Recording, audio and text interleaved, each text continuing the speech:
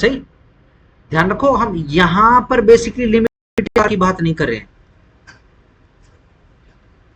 Limitation बार कहां पर चाहिए जाता है, जब सूट फाइल होता है। अब वो चाहे पहला सूट हो या फिर सेकंड सूट हो, व्हाट्सएवर, ठीक है ना, फ्रेशली सेकंड सूट, ठीक है जी, उसकी फाइलिंग के समय चेक किया जाएगा।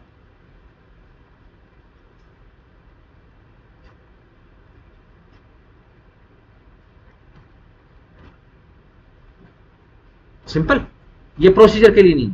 अगर आप प्रोसीजर के लिए समझना चाह रहे हो तो सीधा सिंपल, लेट से 7 दिन गुजर गए, ठीक है जी, अभी तक फ्रेश समन्स के लिए अप्लाई नहीं हुआ, ठीक है जी, तो अगेन यू थोड़ा ना कि जज साहब बस बैठेंगे ले भी 7 दिन के लिए नहीं हुआ, ठीक है जी चलो भाई डीआईडी कर दो, नहीं, सुने भी तो गए उसकी, ठीक है जी जनाब, रिमाइंड करने की कोशिश करना मैं कहां बोल रहा हूँ, ठीक है जी जनाब, क्या करूं जी, मैंने तो भरसक प्रयास कर लिया जी, जिस एड्रेस पे पिछली बार गए थे मेरे पास तो वही एड्रेस है, और वो एड्रेस जो है पिछली बार उसमें सर्विंग रिपोर्ट के अंदर गलत आ गया, मेरे को तो नया एड्रेस मिल ही नहीं रहा, या फिर जनाब कोई फायदा नहीं है, पिछली बार वो वही है, मेरे पड़ोस में ही है ये, ठीक है जी, लेकिन ये समन नहीं पकड़ेगा, ठीक है जी, इसको अदरवाइज भी चला गया है, ऐसे भी चला गया है, ठीक है जी, अब क्या करें, क्या करूंगा मैं, फ्रेश समन के लिए अप्लाई करके करूंगा क्या मैं, ठीक है जी, सफिशिएंट कोज है, बिल्कुल सफिशिएंट कोज है, हटा दो इसको, फिर समन की प्रोसीडिंग भी तो आगे बढ़ानी पड़ेगी अपने को, एक बार को सेटिस्फाई हो गया कि भाई ये सर्व नहीं हो सकता, ठीक है जी, फिर वो फिक्सेशन वाले शुरू कर देंगे, ठीक हो गया, ध्यान रखो वो समन का ही प्रोसीजर चलेगा वो, ठीक है ना, ऐसा नहीं है कि हमने जो ऑर्डर 5 है और अपना जो सेक्शंस का जो मामला है अपना 25, 26, 27, 28, 29, 30, ठीक है जी, हमने रेस्ट पे कर दिया, नहीं, साथ में वो भी चल रहा है, ठीक है जी, ऑब्जेक्ट क्या है, सीधा सिंपल उसको भी बुलाना है, ठीक है ना, यहाँ हो कि अभी इनिशिएटिव केस के ऊपर है, अगर अभी से ये इंटरेस्ट नहीं ले रहा है प्लेंटी तो फिर क्या करेंगे आगे चला के, इसलिए डीआईडी की व्यवस्था करी गई, बट ये ध्यान रखना मैंडेट नहीं है, कोर्ट चेक करेगा जब डिसमिस करेगा, और अगर एक्सप्लेनेशन है तो फिर नहीं करेगा, सही, डन। हाँ जी, क्या होमवर्क दिया था,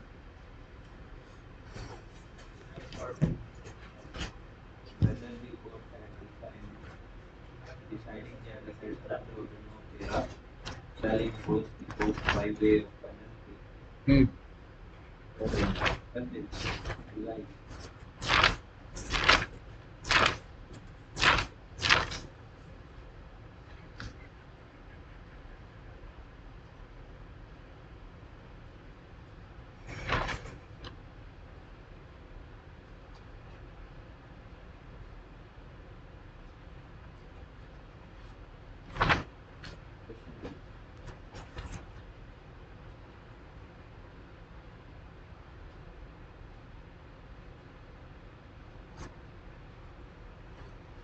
हाँ जी, क्या क्वेश्चन था पहला,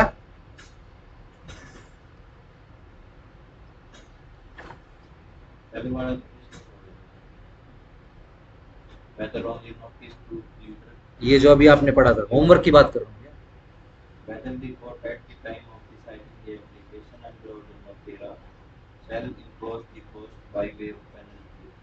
हाँ जी, ऑर्डर नो रूल 13 के अंदर कोर्ट यदि कोस्ट लगाता है तो क्या यह कोस्ट पेनल्टी जैसे,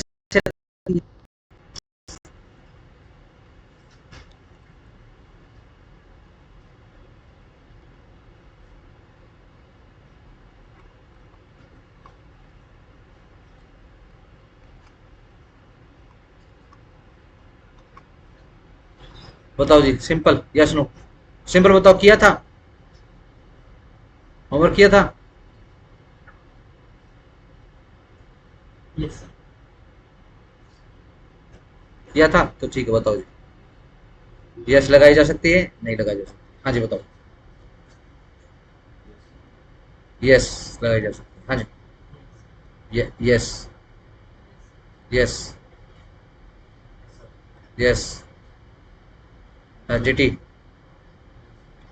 विकास, नहीं पढ़ा, पढ़ा था, गोलियां दे रहे हो मेरे को, है कौन सी किताब में पढ़ा था,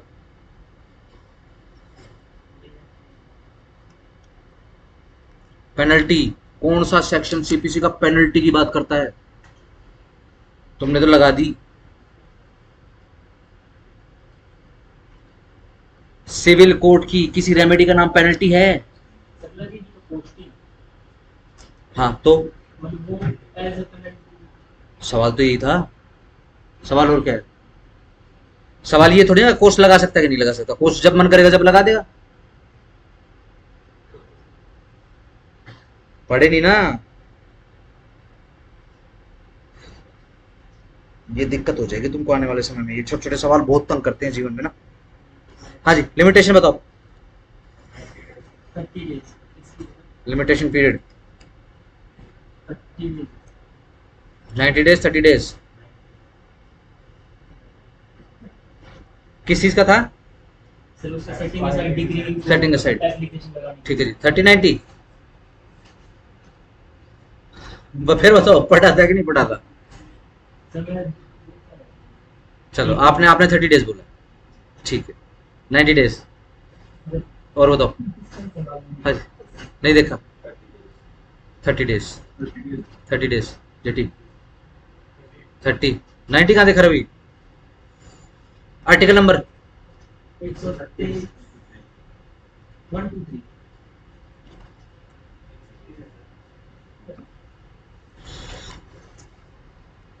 2 3।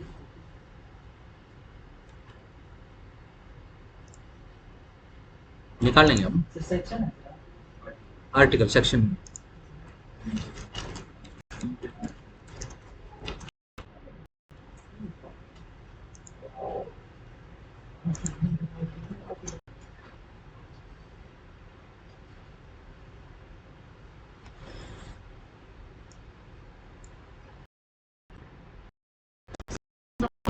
ये आर्टिकल फिर अच्छा देखा था। हाँ जी, अच्छा चैट जीपीटी चैट दीदी, ठीक है। To set aside a decree passed ex parte और to rehear an appeal, ठीक है जी, डिक्रीड और हर्ड एक्स पार्टे 30 डेज, ठीक है जी। 126 फॉर पेमेंट नहीं, 126 नहीं है, मैं भी कौन सा बता रहा था? 136 second last for the execution of degree. नहीं देखा, देख लिया करो भैया। इस तरीके का अड़कस मत करो, ठीक है ना, कि टीचर ही दिखाएगा तो देखेंगे। ये कर लो, ये जो ये एंटी ये रहे देखो, क्यों नहीं पता लगे? फिर वही बात है, फिर गोली दे रहे हो फिर मेरे को।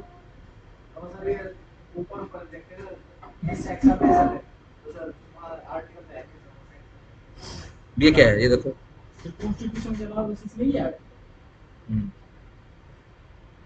ठीक है जी। और इसके ये प्रोविजंस में लिखा है, जो आर्टिकल के अंदर मेंशन है, जो ऐसे मेंशन है वैसे मेंशन है, ठीक है जी, यहीं पे लिखा हुआ है। और मैं बता रहा था पीछे लिस्ट है, वो आर्टिकल्स हैं। गड़बड़ मत करा करो भैया।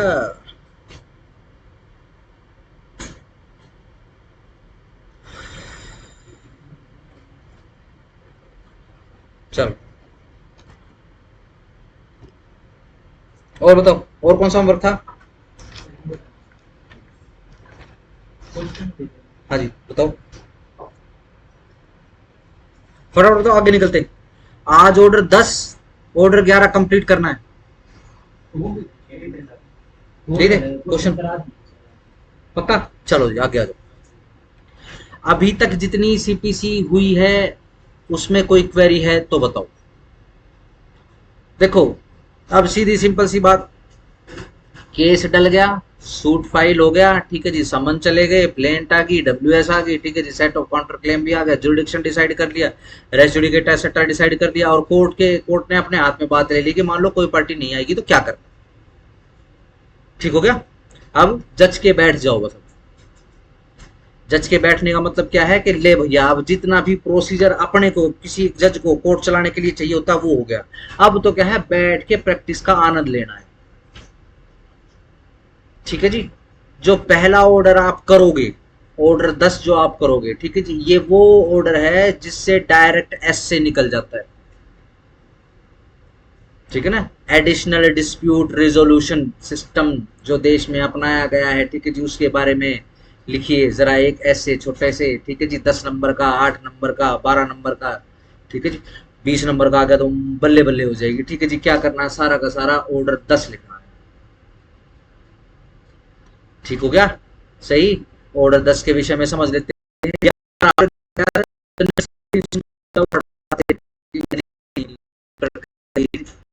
बेस्ड हो, ठीक है ना, हम उसको भी देख, ठीक है ना। क्यों? क्योंकि हाल फिलहाल में एचपीएससी का तो खास तौर से जो टारगेट होता है उन प्रोविजन में जाकर क्वेश्चन निकालना जिन प्रोविजंस में आज तक क्वेश्चन नहीं पूछे गए या नहीं पूछे जाते थे, ठीक है जी। देखो जरा, देखो जी, हम उस देश के वासी हैं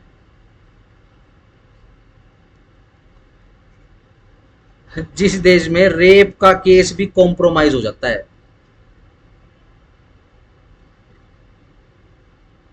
रेप, मर्डर, कुछ भी हो जाएगा, हाँ हो जाता है, ठीक है ना। रेप वाले मामलों तो एजेंसियां बनी हुई है देश में, ठीक है ना, सेटलमेंट करा देती हूँ। पहले एक फेक एफआईआर, ठीक है जी, और फिर सेटलमेंट, सेटलमेंट में मोटी रकम, ठीक हो गया। ये तो मैं आपको ऑफेंसेस की बात बता रहा हूं, ठीक है ना।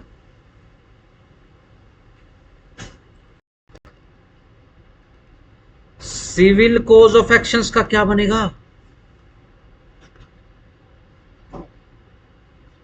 सही, यानी मतलब किसी तरीके से मैच नहीं कर पाओगे। चलो थोड़ा सा और आपको रिमाइंड करा देता हूं। रेप का केस ध्यान रखो, ये बताओ compoundable non compoundable? Non compoundable,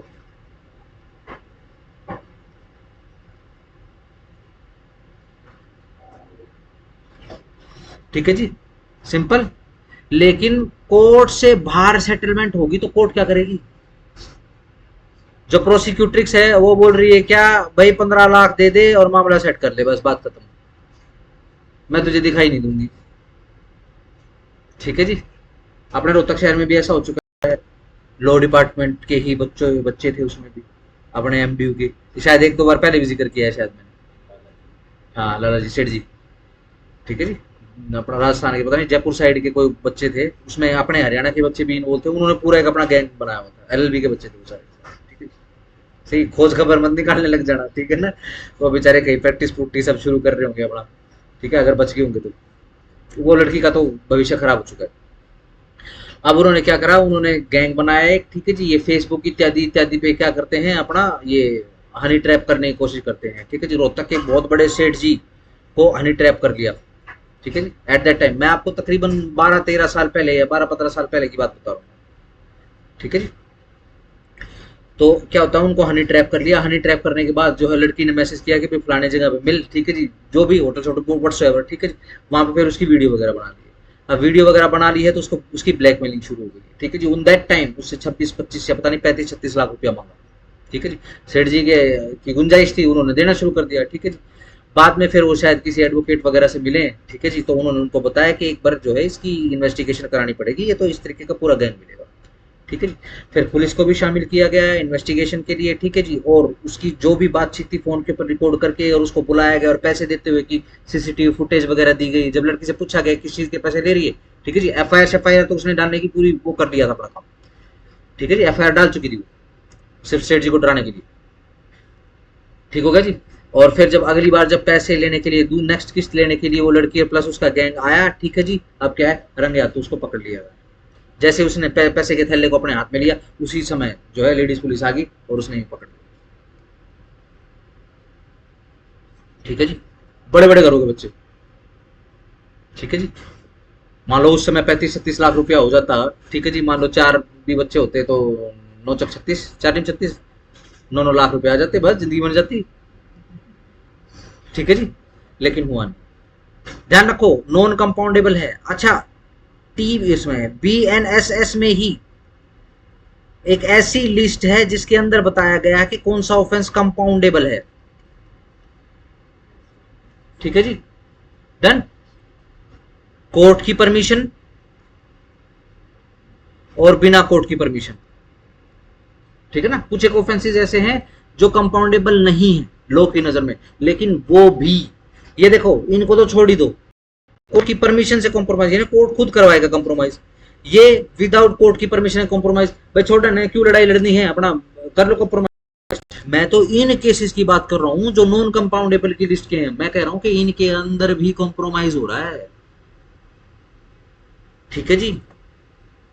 तो क्या कंपेयर कर सकते हो सिविल कोज ऑफ एक्शन को और ऑफेंसेस को?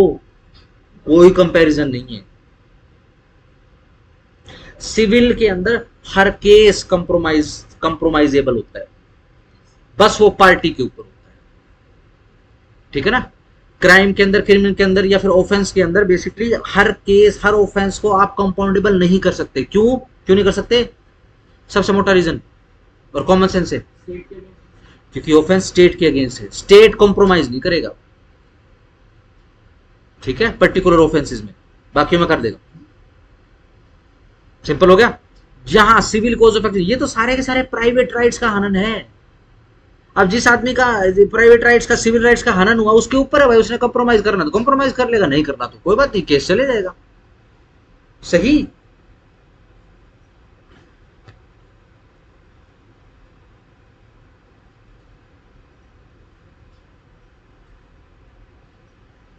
ठीक है जी। Judicial haven. ठीक है जी। हर जज का सपना कंप्रोमाइज हो हर केस अपना। ठीक है जी। क्यों? इसके अंदर कुछ नहीं करना होता, पार्टियां खुद बैठकर अपनी मेहनत कर लेती हैं, अपनी बातचीत वगैरह कर लेती हैं। ठीक है जी। अपना कंप्रोमाइज डीड बना लेती हैं। कंप्रोमाइज डीड बनाने के बाद यही डीड जो है जज साहब को सौंप देंगे, और जज साहब इसी के बेस के ऊपर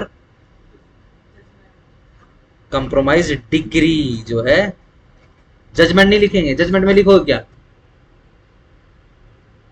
ठीक है ना। क्या जजमेंट है, जज ने क्या जज किया है? कुछ नहीं, कुछ एडजुडिकेट नहीं किया। ठीक है जी। कंप्रोमाइज डिग्री कर देंगे। ठीक है जी। ये ऐसी सुविधा है जिसमें बड़े बड़े सिविल केस, अपितु बड़े बड़े पुराने पुराने सिविल केस भी कंप्रोमाइज हो जाते हैं।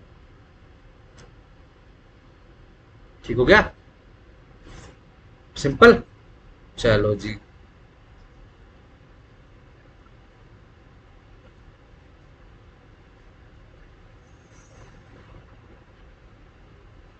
आओ जी, अब जाओ। इसको बोला जाता है एडीआर,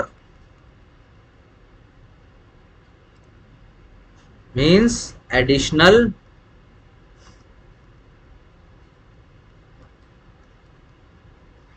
डिस्प्यूट रिजोल्यूशन।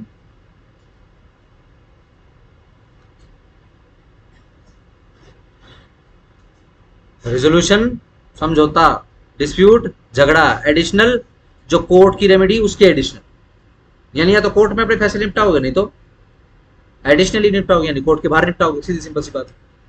ठीक हो गया जी। क्या बात, छुट्टी है क्या आज नोट्स वाट्स बनाने की? मैं तो कह रहा हूँ ऐसे में भी आएगा ये, फुर्सत में बैठे हुए हो हैं।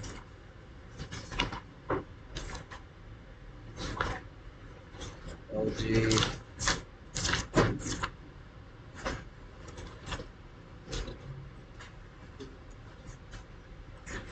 चलो।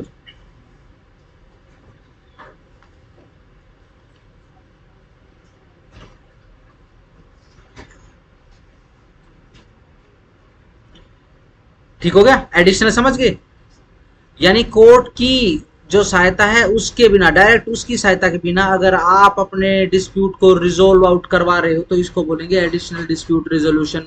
ठीक है जी। कई केसेस में मैंडेटरी हो गया है ये, कई केसेस में अभी भी ऑप्शनल है। सिर्फ सिविल केस की बात हो रही है। ऑर्डर 10 खोलो जी। ठीक है जी। देखो जैसे कि एग्जांपल कर लेते हैं, जैसे कि मीडिएशन सेंटर,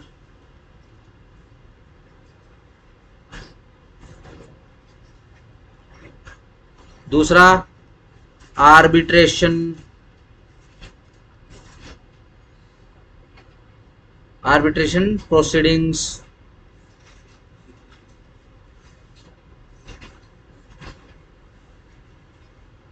सही। ये सारे के सारे एडिशनल डिस्प्यूट रेजोल्यूशन के लिए ही बेसिकली काम में लाए जाते हैं और समझे जाते हैं। ठीक है जी, बिल्कुल सही बात है। जैसे आपको बताया कि कई केसेस के अंदर ये मैंडेट हो गया है, जैसे कि कोई भी मैट्रिमोनियल केस आता है कोर्ट के अंदर तो कोर्ट नेसेसरली उसकी एक डेट मीडिएशन सेंटर में लगवाता है। ठीक है ना, कि भाई कोई बात नहीं, कोर्ट की तसल्ली के लिए ये लीगली जो है एक बार इकट्ठे बैठ जाएंगे दोनों पति पत्नी, ठीक है ना, या फिर दोनों घर मिल के, ठीक है ना, और अपना फैसला करवाने की कोशिश करेंगे। कोशिश ये करती है कोर्ट के घर बच जाए।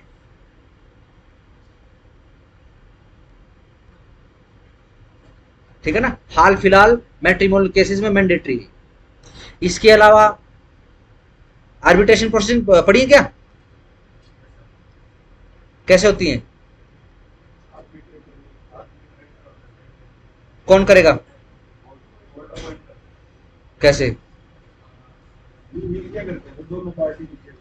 पार्टीज करती हैं, पार्टीज खुद नाम देती हैं। ठीक है ना, फिर किसी एक नाम के ऊपर सहमति बना लेते हैं।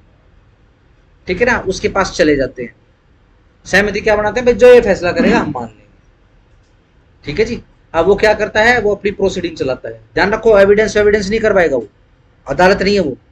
ठीक है ना, इस कारण से जो भी आर्बिट्रेशन का फैसला होता है उसको क्या बोलते हैं, जैसे जज क्या देगा, जजमेंट, डिक्री। ठीक हो गया, सही। मजिस्ट्रेट क्या देगा, सेंटेंस। ठीक है, ये क्या देगा, अवार्ड। ठीक हो गया, सिंपल। चलो जी, जब पार्टीज के ऊपर ही है कि भाई उन लोगों को खुद जो है आर्बिट्रेटर जो है नियुक्त वगैरह करवाना है, ठीक है जी, फिर खुद उसके पास जाना है, जो फैसला करेगा खुद मानना है।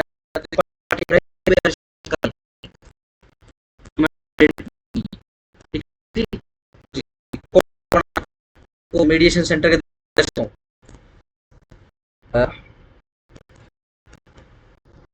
मेरा अच्छा मुंह तरफ, चलो ये लो जी, ये रोड जा रहा है ना, ठीक है।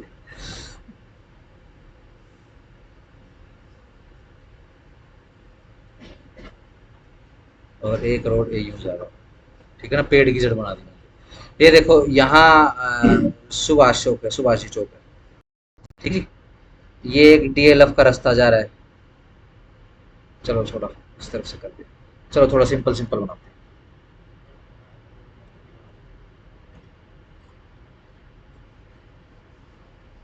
जिस जिस जिस रोड पे कोर्ट है उस रोड का नाम क्या है, जिस रोड पे कोर्ट है उसका नाम क्या है,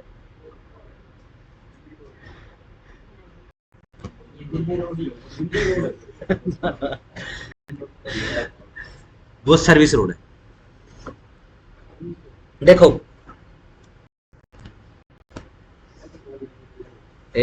इस तरफ है ना, रोड की इस तरफ है ना। चलो जी, ये ऐसे स्क्वायर में ही है।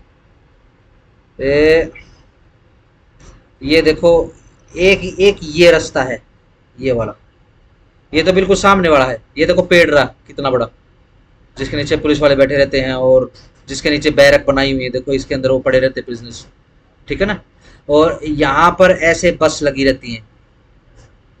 ठीक है ना, ये रास्ता आ गया, ये पूरी कोर्ट क्रॉस कर दो, फिर ये देखो यहाँ से है पार्किंग का रास्ता, ये पीछे पार्किंग है सारी। ठीक हो गया ना, सही हो गया। जैसे ही हम पार्किंग में अंदर घुसते हैं, रोड पे पार्किंग नहीं करनी, अंदर चले, अंदर अंदर चलो। जैसे ही हम अंदर घुसेंगे तो उल्टे हाथ को ये लो, ये कोर्ट की पार्किंग है, ये इधर ये रास्ता रहा, कोर्ट की पार्किंग है, ये जजेस की गाड़ियां खड़ी हैं यहाँ पे। ठीक हो गया, ऐसी खड़ी हैं। चलो जी, जैसे ही हम यहाँ जाएंगे आपके उल्टी हाथ पे आपको कोर्ट दिखाई देगा, और आपके सीधे हाथ पे ये देखो जो सुंदर सी नई सी बिल्डिंग बनी हुई है, इस पे लिखा होगा एडीआर सेंटर रोहतक, या फिर रोहतक एडीआर सेंटर। बिल्कुल अंदर घुसते ये देखो, ये सारा का सारा ये यूं बंद है आगे जाके, ये अपना किसी कोठी पता है, ये देखो ये सारी की सारी ये पीछे तक ऐसे चले जाओ, ये किसी कोठी एसपी की तो इधर है ये अपना कौन है, ये कौन सा पार्क है, मानसरोवर पार्क, मानसरोवर पार्क के सामने एसपी साहब की, आईजी साहब की, ये दिल्ली बाईपास का ये जो पुल है, ठीक है, नाले के पास, ठीक है ना। चलो जी, नाला नाला तो नहीं है ना, पहले था शायद नाला ना, अभी भी, अब पीछे मेरे ख्याल बंद कर दिया, अभी भी है, अभी भी है। वो बिल्कुल नहरों के साथ में एक नाला, ये इधर से तो जा रहा है, पीछे से यूं करके फिर वो जो वाटर ट्रीटमेंट प्लांट है यहीं से तो जा रहा है, सही। और कहाँ है नाला, ये जैसे सेक्टर है, सेक्टर देखा है, सेक्टर के बाहर ये शिला बाईपास की तरफ से यूं रोड आता है, ये पेडेस्ट्रियन बनाया हुआ है बिल्कुल पार्क के साइड में, अच्छा वो कर रखा है, ठीक है ना। ये नाला है, इसके ऊपर लेंटर डाल के कर रखा है, ये अच्छा चौड़ा नाला है, तकरीबन कितना बताऊं मैं आपको, 10-15 फुट का आराम से चौड़ा नाला है। ऐसा बुरा हाल होता जब ये ओपन होता था, बारिश होती थी, पूरा बार आ जाता सारा का सारा नाला, और जो बारिश में चला गया इसके अंदर, ये बंद इसलिए करा क्योंकि पूरी बस की बस चली जाती थी इसके अंदर, जीप पुचुक, ठीक है जी, सब बुलेरो पुचुक, अंदर सब कुछ, ठीक। किसी को ठीक है, एडीसी, चलो डीसी डीसी बोल देते, ठीक है ना, डिप्टी कमिश्नर की कोठी है, सिंपल हो गया। ये देखो ये है डीआर सेंटर, कई केसेस के अंदर मैंडेटरी है, ठीक है ना। ये हमने हिंदू मैरिज एक्ट में भी पढ़ा कि जितने भी केसेस है जहां भी कोर्ट को लगता है कि भाई इनके अंदर सेटलमेंट की गुंजाइश है, ठीक है जी, तो भेज दें। सेक्शन 23 हिंदू मैरिज एक्ट का ऑब्जेक्टिव क्या है, घर बचाए जाएं, जो इंस्टीट्यूशन ऑफ हिंदू मैरिजेस है उसको बचाया जाए, ठीक है जी, सिंपल। चलो जी आगे आ जाओ, आओ जी जरा, अब सीपीसी किस हिसाब से एडीआर के बारे में बता रही, देखो order 10, examination of parties bye the court, ठीक है जी, सीधी सिंपल सी बात है। अगर आपको याद करना है तो एडीआर के नाम से इसको आप याद करोगे। मैं दोबारा से रिपीट कर देता हूं, कुछ बच्चे अभी आए हैं, ठीक है जी। ये यूं का यूं मेंस के अंदर आ जाता है, ठीक है जी, मेंस में लीगल के पेपर में आ जाता है, ठीक है जी। कई स्टेट इंक्लूडिंग हरियाणा इस पे एस से भी आता है, बहुत अच्छी किस्मत होगी जिस दिन एस से आ जाएगा, ठीक है जी। एस से में कुछ नहीं करना, पूरा ऑर्डर 10 उतारना है, इसका ऑब्जेक्टिव लिख देना, इसकी कॉन्स्टिट्यूशनलिटी लिख देना, बस बात कर। आओ जी, ascertainment whether allegation in pleadings are admitted or denied, yes, suit file हो चुका है, सूट एडमिट हो चुका है, समन चले जा चुके हैं, समन आने जाने के बाद जो डिफेंडेंट अपीयर हो चुका है, यानी प्लेन रिटन स्टेटमेंट आ चुकी है, उसके साथ में अगर सेट ऑफ आना है तो सेट ऑफ आ चुका है, काउंटर क्लेम आना है तो काउंटर क्लेम आ चुका है, ठीक है जी। हमने अपीयरेंस का भी मामला संभाल लिया है। लेट से अगर वो डब्ल्यूएस फाइल करने के बाद नहीं आता है, डब्ल्यूएस फाइल करने के लिए नहीं आता है तो क्या करेंगे, अगर वो अपीयर होता ही नहीं तो क्या करेंगे, प्लेंटिफ अपीयर नहीं होगा तो क्या करेंगे, ठीक है ना।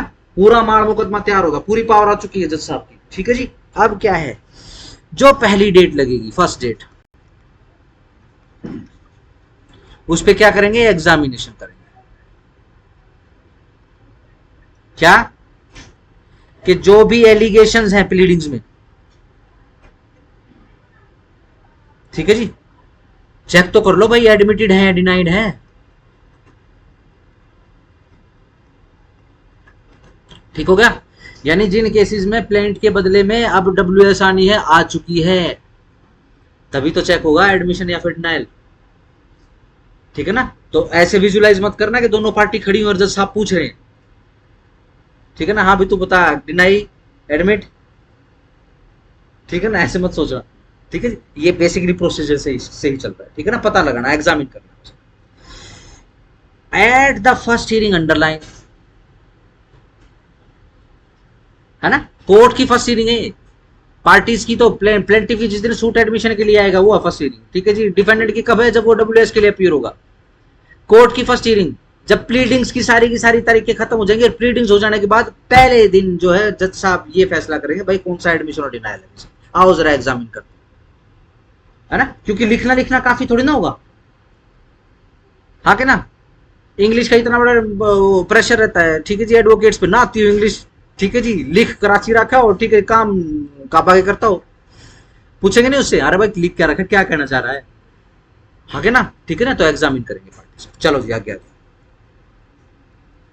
Of the suit the court shall ascertain from each party, हर एक पार्टी से या उस से ही एडमिट्स और डिनाई, क्या आप एडमिट कर रहे हैं क्या ये पर्टिकुलर क्लेम को, ठीक है जी, या आप डिनाई कर रहे हो, ठीक है जी। हाँ जी मिस्टर डिफेंस काउंसिल, ठीक है जी। प्लेंटिफ आया, प्लेंटिफ ने जो पैराग्राफ नंबर 3 है, पैराग्राफ 3 के अंदर ये चौथी लाइन डाली है, आपने इसका रिप्लाई तो नहीं दिया, यू मीन्स आप एडमिट कर रहे हो क्या इसको, या डिनाई कर रहे हो आप, क्योंकि आप मेरे सामने आज अलग बात बोल रहे हो लेकिन आपने डब्ल्यूएस में तो किया नहीं है जी, वो नहीं करा, ऐसे था वैसे था, ठीक हो गया। अब ये जो एडमिशन कर रहा है उसको एक्सप्लेन करेगा अच्छे से तो उसको कर लेंगे, वरना और यहाँ वहां की बात करेगा तो नहीं। जज साहब के माइंड में तो फ्रेमिंग शुरू हो चुकी है, क्लिक क्लिक क्लिक क्लिक शुरू हो चुका है, कैलकुलेटर होता है जज साहब का माइंड, ठीक है ना। वो तो प्लेन रिटर्न स्टेटमेंट सामने रख के और उसका कैलकुलेशन का दिमाग शुरू हो जाता है कि भाई इशू फ्रेम करने, अब तो झगड़ा क्या है, एडमिशन है डिनाई, एडमिशन है डिनाई, एडमिशन डिनाई, ठीक है जी, इसी पे चलेगा। ठीक है, काम करने वाले जजेस की हाथों में आपको हमेशा पेंसिल दिखाई देगी फाइल में और रफ पेजेस दिखाई देंगे, उनकी जो फाइल रहेगी निरे सारे रफ पेज मिलेंगे उनकी फाइल, ठीक है जी। उसमें क्या है लिख रखा है, हर एक पेज के ऊपर हर एक प्रोसीडिंग का लिखा हो, ठीक है जी। फटाफट फटाफट कैलकुलेट किया, ठीक है जी। उसके बाद जैसे ही उस केस का काम खत्म हुआ, अगर इंटेलिजेंट है, लैंग्वेज का धनी है, ठीक है जी, वहीं पे बैठ के स्टेनो को शॉर्ट हैंड में डिक्टेशन दे देगा। दोनों के दोनों एडवोकेट जो है सामने खड़े हुए हैं, उससे मैं पूछ लेंगे भाई ठीक है जी, ठीक है जी, कौन सा रहेगा बताओ जी जनाब, वो पॉइंट रहेगा, ठीक है जी, हाँ जी लिखो, पटक टक टक टक करवा दी काम, ठीक है जी, चलो जी। Such allegation of fact as are made in the plaint or written statement, if any, of the opposite party, and as are not expressly or by the necessary implication admitted or denied by the party against whom they are made, ठीक है जी, the court shall record such admission and denial, yes, examine करेगी, ठीक है ना, और जितने भी admission और डिनायल हुए हैं इनको रिकॉर्ड कर लेगी, ठीक है ना। चलो जी, आओ जी 1A, ओरिजिनली तो नहीं था 1A, देखो कब आया 2002 में, देखो जरा क्या आया, direction of the court to opt for any one mode of alternative dispute resolution, ठीक है जी। तो कौन सी अमेंडमेंट के थ्रू आया है, सीपीसी अमेंडमेंट एक्ट 1999, ठीक है जी, विद इफेक्ट फ्रॉम 2002, ठीक है जी, डन।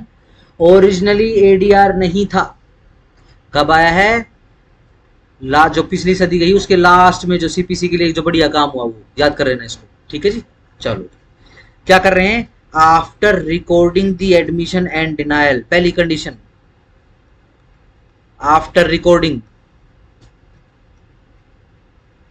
एडमिशन एंड डिनायल, ये DEN कर रहा हूं, इसको समझ जाना क्या लिखा, the court shell direct the parties, yes court shell लिखा हुआ अंडरलाइन, डायरेक्ट कर देगी पार्टीज को टू द सूट को टू ऑप्ट ईदर मोड, के वो कोई एक मोड जो है चुन ले अपने लिए, of the settlement outside the court, ठीक है जी, कोर्ट के बाहर सेटलमेंट करने के लिए, एज स्पेसिफाइड इन सबसेक्शन 1, जो कि सबसेक्शन 1 में ऑफ सेक्शन 89 में बताया गया है, ठीक है जी, on the option of the parties, जो पार्टी के ऑप्शन पे है, यानी पार्टी को खुद चुनाव करना है कौन सा अपने को करना है, ठीक है जी। चलो जी, the court shall fix the date of appearance before such forum और authority as may be opted by the parties, yes.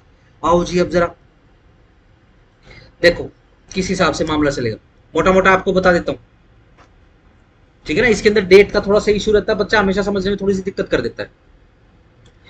Matrimonial समझ ले, मैट्रिमोनियल का केस पकड़ ले या दूसरा केस पकड़ना है, आपकी इच्छा बताओ, मैट्रिमोनियल का पकड़ ले, ये लो जी, हस्बैंड वर्सेस वाइफ या वाइफ वर्सेस हस्बैंड, चलो केस आया, सही, केस को एग्जामिन कर लिया, ठीक है ना भाई, केस क्या है ये तो पता करना पड़ेगा, ठीक है जी।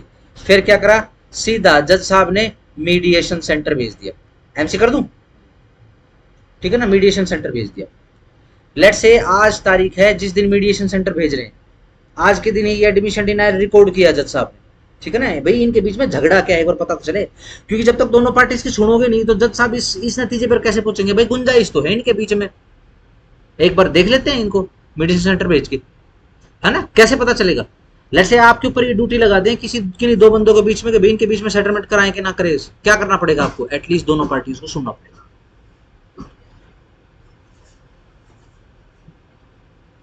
ठीक हो गया जी। अब सुनने के बाद आज कितनी तारीख है, ये लो 1 जनवरी तारीख है, ठीक है। जनरली तारीख के कैसे लगती है इस मैटर में, तारीख लग गई है अब भाई, अब तुम आ जाओ 1 मई को आ जाओ 25 को, ठीक है जी। और मीनवाइल आपको बेसिकली मैं ट्रांसफर कर रहा हूं इस केस को मीडिएशन सेंटर में, वहां जाइए, ठीक है जी।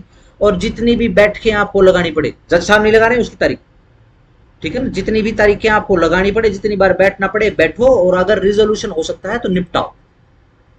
क्यों खाम खा, जज साहब खुद कहेंगे उसको, क्यों खाम खा, देखो कोर्ट में आ गए, यहां से तो वही बात है, डिवोर्स ही लेके जाओगे, अलग हो जाओगे, एक मौका दे लो अपने आप को भाई, तुम्हारे बच्चे बच्चे भी हैं, ठीक है ना, पार्टीज को भी लगेगा हाँ भाई ठीक कह रहा है जज, चलो भाई चलते हैं, ठीक है ना, लगा दी। चलो जी, अब क्या है, यहां से थ्रू एडवोकेट मीडिएशन सेंटर में फाइल आपकी चली जाएगी, ठीक है जी। मीडिएशन सेंटर वाले अपना बिजनेस देख के बताएंगे भाई आपकी तारीख कब की है। लेट से उन्होंने तारीख दे दी है भाई, बहुत ज्यादा भीड़ है तो आप 1 फरवरी को आ जाओ, ठीक है ना। अब 1 फरवरी में ध्यान रखो, कोर्ट की तो तारीख लग चुकी है, कोर्ट के सामने तो 1/5 को जाना है, 1 मई को, ठीक हो गया। फिर 1 फरवरी को कहां जाएगा, मीडिएशन सेंटर में, ठीक है जी। वो बैठते फिर लड़ने लग गए। मेडिसिन सेंटर का जो कलर का वो हाथ में पेन लिए बैठा है, अगले कुछ बोलना बढ़िया बात बोले तो मैं लिखूं, ठीक है, क्योंकि वो कलर क्या करेगा, या फिर मीडिएशन सेंटर क्या करता है, मीडिएशन सेंटर के पास सिर्फ 2 जॉब होती है। क्या, सबसे पहले तो ये लिखे कि भाई मीडिएशन क्या, मीडिएशन पास या फिर मीडिएशन फेल्ड, बस ये 2 काम है। अगर सिंपल लिख दिया मीडिएशन फेल्ड तो नीचे कुछ लिखने की जरूरत नहीं है भाई, वो फलानी आई, फलानी ने पहले 2 गाली दी, फिर वो उठा उसने 2 थप्पड़ मारे, फिर उसने लात मारी, नहीं कुछ नहीं लिखा, फेल तो फेल, ठीक है ना, कोई कॉमिक्स छापने की जरूरत नहीं।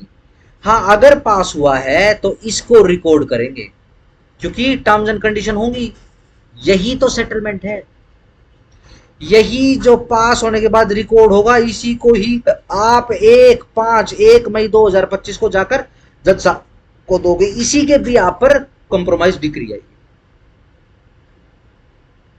ठीक हो गया।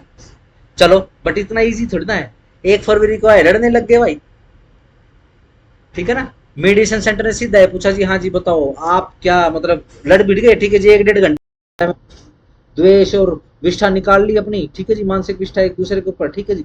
अब क्या है, ठंडे हो गए हैं, मेडिसिन सेंटर वाले फिर देख रहे हैं, हाँ जी बताओ आप कहोगे तो हम बैठ जाएंगे, बट इस तरीके से काम मत करो, बैठ के बात करो, गालियां तो दे ही रहे हो एक दूसरे को, ठीक है जी, बताओ बैठना चाहते हो अगली बार, पार्टी बोलेगी हाँ भाई बैठना है, ठीक है जी। चलो जी 1 तारीख को तुम्हारी मर्जी, बताओ कौन सी तारीख है, मेडिसिन सेंटर को अपना बिजनेस निपटाना, ठीक है 15 दिन, ये लो जी, नाना वैलेंटाइन बन जाएगा, ये लो भाई 15 फरवरी, ठीक हो गया जी। उस दिन भी यही होगा, ठीक है जी, सिंपल। ये लो जी 1 मार्च, 15 मार्च, 1 अप्रैल, 1 अप्रैल को मीडिएशन सेंटर को पता चल गया कि ये पागल बना रहे हैं मिलके, दोनों के दोनों यहाँ आ जाते हैं लड़ने पिटने के लिए, एक भी कम नहीं है और एक दूसरे से ज्यादा नहीं, कोई एक दूसरे से कम नहीं, ठीक है जी। ये खाम का टाइम पास कर रहे हैं, इन्होंने कुछ नहीं करना, ठीक है जी, सीधा सिंपल। आज बताओ जी लास्टली बार क्या है आपके मन में, क्योंकि आप लोगों को बता दिया कितनी तारीखें लगी, 1 2 3 4 5 तारीखें लगी हैं, ठीक है जी। फाइनल बताइए आप, अगली तारीख पे नहीं, आज ही बताइए, हाँ जी बताओ मीडिएशन करना है कि नहीं करना है, हाँ जी बताओ जी ये शर्तें हैं, क्योंकि वहां पर भी एडवोकेट्स ही बैठे हैं, वहां पर ड्रेस में बैठे रहते हैं, ठीक है जी। मीडिएशन सेंटर का कलर का उसका पूरी 1-2 तारीख लगाता है वो डंकी, ठीक है जी, 3री-4थी तारीख पर तो पूरा धौंसू हो जाता है, वो ड्रेस में होता है पूरा, पूरी दोस्त दिखाता है, फिर वो क्या कर रहे हो यहाँ पे, ठीक है ना, पार्टी के लक्षण पे है। हालांकि हाथ में कुछ नहीं उसके, लेकिन वो डराता बहुत है। अभी लिख के भेज दूंगा जज साहब के पास। ज्यादा चालाक बनते हो, ठीक है ना। जिसको पता है उसको पता है, जिसको नहीं पता वो डर जाएगा, ठीक है। सही भाई, आज फैसला हो, आज तो फैसला हो जाएगा भाई। मैं नेक्स्ट तारीख नहीं दूंगा, यही तुम्हारा ही काम है क्या? तुम तो इस तरीके से लड़ते हो, पता नहीं कितने जन्मों को लड़ाई के भूखे हो तुम। लड़ लड़के तो यहाँ के सत्यानाश करने में तुले हो, ठीक है जी। अब सीधा सिंपल पास या फेल लिखेगा, बताओ क्या लिखे? फेल। देखो फेल लिखा है तो बस ये फेल, 2 लाइन। और इवन काफी भी पहुंचाने की जरूरत नहीं, पार्टी से इज्जत साहब पूछने, हाँ भी क्या रहा मेडिसिन, पास या फेल? जी फेल, शाबाश, आ जाओ। सर मैं बैठा था nutrition। ये मैट्रिमोनियल की, अरे रे, ECOT की तरफ से जब हस्बैंड की अच्छा अच्छा, सामने वाली पार्टी होगी, भाई साहब ऐसी है यार। वो तो चलो कोई बात नहीं, ये तो सेटलमेंट ही, चलो कितने में सेटलमेंट हो जाए, ठीक है जी।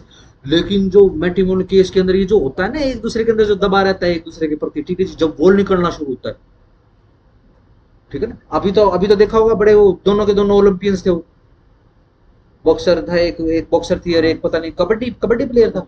हाँ, ठीक है। अरे नाम लेने की जरूरत नहीं उसकी, तो अरे नाम मत लो भैया, नाम मत लो, ठीक है जी।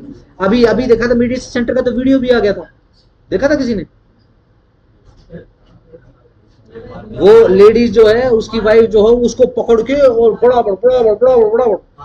और बोल रहे, देख लो इसने, ठीक है जी। अब ये वीडियो क्या है, अब बेसिकली क्या है, अच्छा स्टैंडर्ड ऑफ लाइफ, ठीक है जी, और अच्छा मतलब इलस्ट्रेशन करना, ठीक है जी, पूरे रहना समाज की बेइज्जती हुई।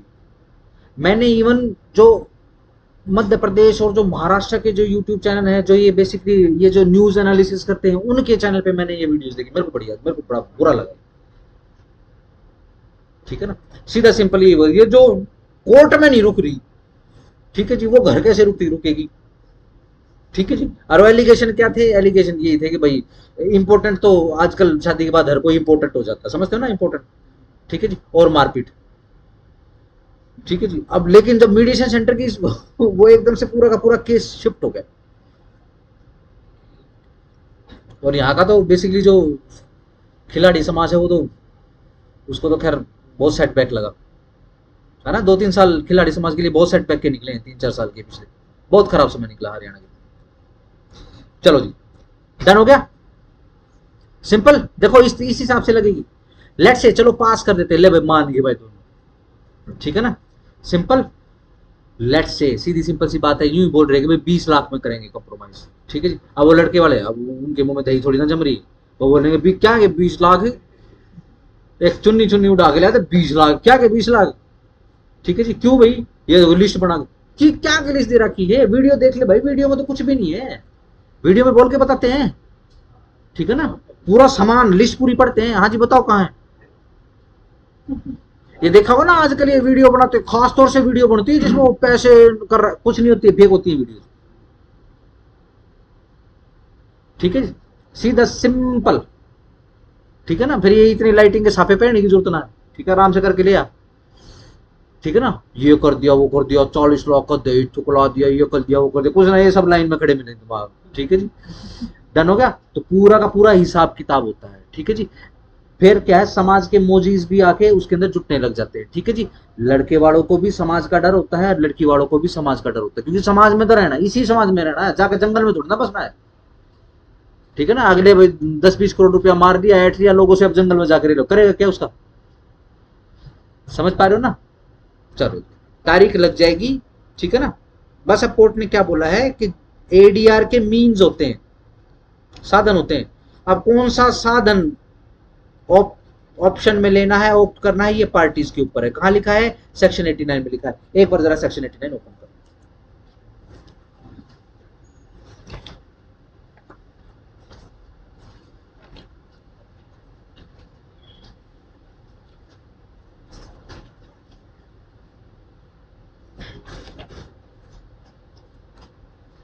हाँ जी, निकाल लिया। चलो पार्ट 5 स्पेशल प्रोसीडिंग्स, ऊपर क्या लिखा है? आर्बिट्रेशन। देखो 89 के ऊपर नंबर लिखा हुआ है, देखो जरा कब आया है? 1999। डन। चलो settlement of dispute outside the court, ठीक है, जब से कोर्ट के अंदर भीड़ बढ़नी शुरू हुई है, क्राउड बढ़ना शुरू हुआ है, तो अब ये छोटे छोटे सेंटर्स अलग कर दिए, वरना पहले काम कोर्ट के अंदर चलते, क्योंकि वो बाबूजी सामने बैठे होते थे, जो पार्टी फालतू बोलेगी उसी को उस समय, ठीक है ना, उसका उसी समय पैचअप करवा देते हो, पैचअप सेंटर बन गए थे, ठीक है। लेकिन क्या है कि समय बहुत ज्यादा इन्वॉल्व करना पड़ता है, ठीक है। ऐसा कुछ नहीं होता है इनके मीडिएशन के अंदर या फिर आर्बिट्रेशन के अंदर के पार्टीज को साइड में खड़ा कर दो, कोर्ट के साइड में, कि ले भाई तुम बात कर लो आपस में, तुम्हारा जब सेटलमेंट हो जाए तो मुझे आगे बता देना, ऐसा नहीं, कोर्ट को स्वयं इन्वॉल्व होना पड़ेगा उनके बीच में। लोग के बीच में तो ठीक है ना, बढ़नी अभी बेउदार ना बढ़नी अभी बेउदार ठीक है ना, चलो जी। Where it appears to the court, जब कोर्ट को अपीयर होता है क्या, that there exist elements of a settlement, के हाँ गुंजाइश तो है, एलिमेंट मतलब गुंजाइश तो है किसकी, सेटलमेंट की, which may be acceptable to the parties, जो पार्टीज को एक्सेप्टेबल हो सकती है, the court shall, underline shall, formulate the terms of the settlement, जो टर्म्स हैं, ठीक है जी, सेटलमेंट की, उनको फॉर्मुलेट कर देगा, and give them to the parties, और पार्टीज को दे देगा, फॉर देयर ऑब्जर्वेशन, हाँ ये लो जी ऑब्जर्व कर लो जरा, and after receiving the observation, और जो भी उनकी ऑब्जर्वेशन आएगी ऑफ द पार्टीज की, the court may reformulate the terms of possible settlement. तो अब क्या है, अब भाई इन पॉइंट के ऊपर तुम्हारा बेसिकली क्या है भाई, देखो क्या को मतलब लेडीज एंड जेंटलमैन क्या कहेगा जज, क्या बोलेगा, देखो श्रीमान श्रीमती जी, आपका झगड़ा बेसिकली ये 5 पॉइंट को लेकर है, ठीक है, क्रूरल्टी को लेकर है, एडल्ट्री को लेकर है, ठीक है जी, और आपका जो पैसे की सेटलमेंट है उसको लेकर है, ठीक है जी, और एक आधा और पॉइंट हो गया, ये हो गया, ठीक है जी। ये मेरे को सेकंड ऑब्जर्वेशन में पता चला है, अब ये ऑब्जर्वेशन पकड़ो और ये पॉइंट पकड़ो, ठीक है ना, क्योंकि आर्बिट्रेशन को, आर्बिट्रेटर को और मीडिएटर को बताएगा जज साहब की इन पॉइंट के ऊपर करवा, कभी वहां बैठ के अपनी पंचायत सजाने लग जाए, ठीक है ना, कि वो नेटफ्लिक्स की सीरीज बना दे पंचायत वो घरों के मुकदमे से उल्टा रहे, ये नहीं करेगा, जिन पॉइंट के ऊपर कोर्ट ने लिख के दिया सिर्फ उनके ऊपर ही मामला होगा, ठीक है जी। Possible settlement and refer the same, हाँ जी ये पुराना है, अलग है, दिखाओ नया दे दो, फिर मेरे को एक दे दो ना, वहां दो होंगे नदी पकड़ी,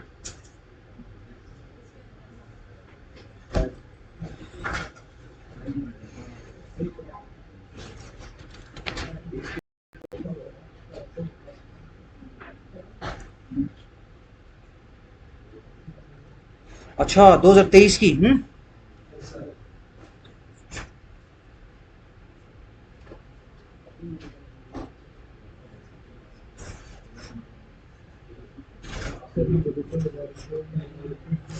चलो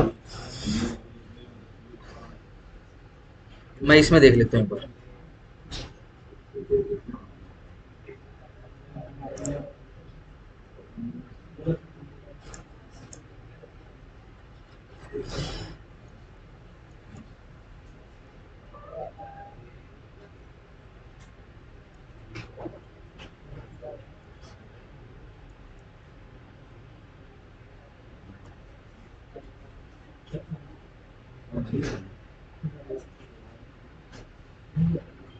ये भी पुराना ही, देखो जितने भी लेटेस्ट है सब में सेम है क्या, ऐसा तो नहीं किसी में अलग हो, सेम है, हाँ sir same,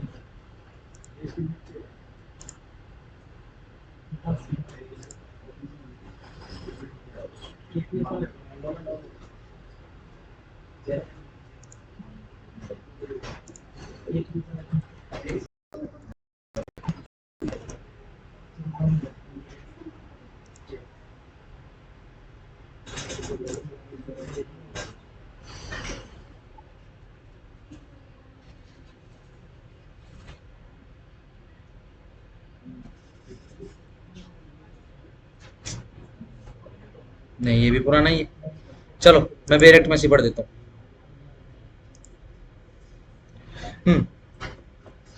where it appears to the court that the dispute between the parties may be settled and there exists elements of settlement which may be acceptable to the parties, the court may refer the dispute to the arbitration and thereafter the provisions of the Arbitration and Conciliation Act shall apply as if the proceedings for the arbitration were referred for settlement under the provision of that act. ठीक है जी, थोड़ा सा change हो गया है।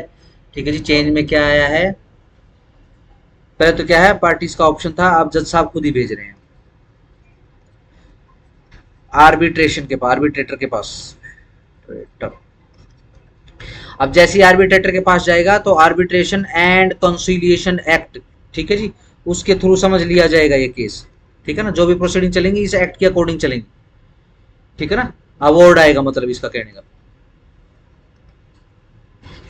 और refer the parties to the mediation, या फिर उसको मीडिएटर के पास भेज देंगे मीडिएशन के लिए। To the court annexed mediation centre, जो कोर्ट के साथ जुड़े हुए मीडिएशन सेंटर, जैसे एडीआर सेंटर आपको पता है, और any other mediation service provider, या फिर इसके अलावा कोई और दूसरा तीसरा मीडिएशन सर्विस प्रोवाइडर हो, और any mediator as per the option of the parties and thereafter the provisions of the Mediation Act 2023 shall apply. Yes, इसके बाद मीडिएशन एक्ट, अच्छा ये बन गया है।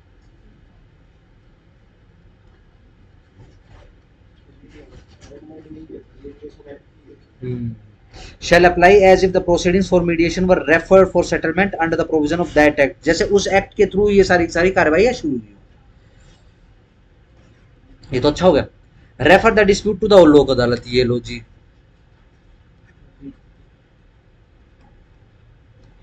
in accordance with the provisions of subsection 1 of section 20 of Legal Service Authority Act, LSA Act,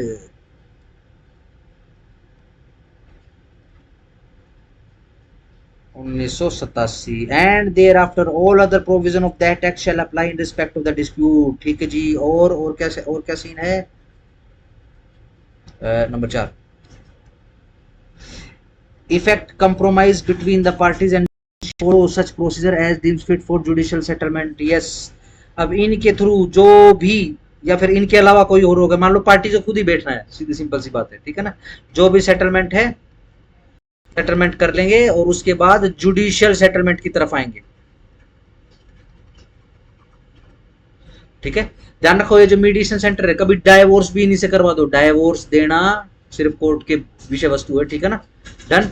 अब क्या है, किन कंडीशंस पर हुआ है, ये कंडीशन करके वापस जो रिपोर्ट वहां से आ जाएगी। ठीक है, किसको, कोर्ट के पास आ जाएगी। कोर्ट क्या है, उस कंडीशन को रिकॉर्ड करके डिग्री बना देगा। ठीक है ना, और डिक्लेयर करेगा कि आज से इस तारीख से ये दोनों एज ए पति पत्नी नहीं है। ठीक हो गया, टाइटल चेंज हो जाएगा उनका, मैरिड, और शादी के बाद क्या, डिवोर्स के बाद क्या होता है, विडो और मरवा सुपारी सेंटर। मीडिएशन करवा रहे हो, कुछ और करवा रहे हो, समस्या हमेशा के लिए सोल्व करवा रहे हो। हाँ जी बताओ, डाइवोर्स्ड, दोबारा एलिजिबल अंग्रेजों। ये लो जी, थैंक यू, ये लो।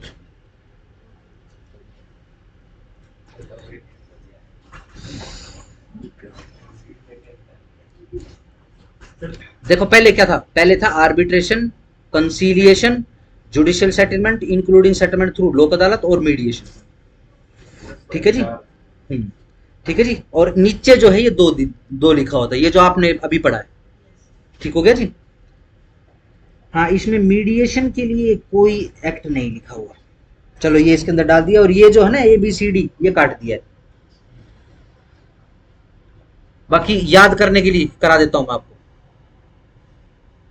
देखो मैं आपको दिखाई देता हूं एक बार, अगर मैंने नहीं हटाया इसमें से तो।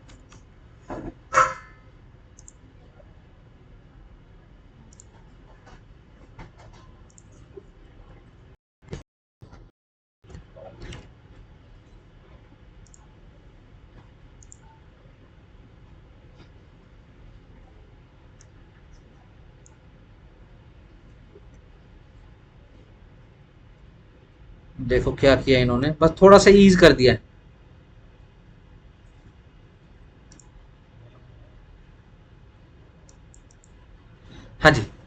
डन। ये देखो, arbitration, conciliation, judicial settlement including settlement through Lok Adalat और मीडिएशन, ठीक है जी। फिर where a dispute has been referred, ठीक है, ये नीचे ये लैंग्वेज पढ़ रही हो अभी आपने, ये हटा दिया। इसको बस याद करने के लिए, ताकि आपको याद रहे। मान लो ऐसे वगैरह आ जाएगा, ठीक है ना, तो उसमें लिखने के काम आएगा आपको। साइड में लिख लो जरा इसके।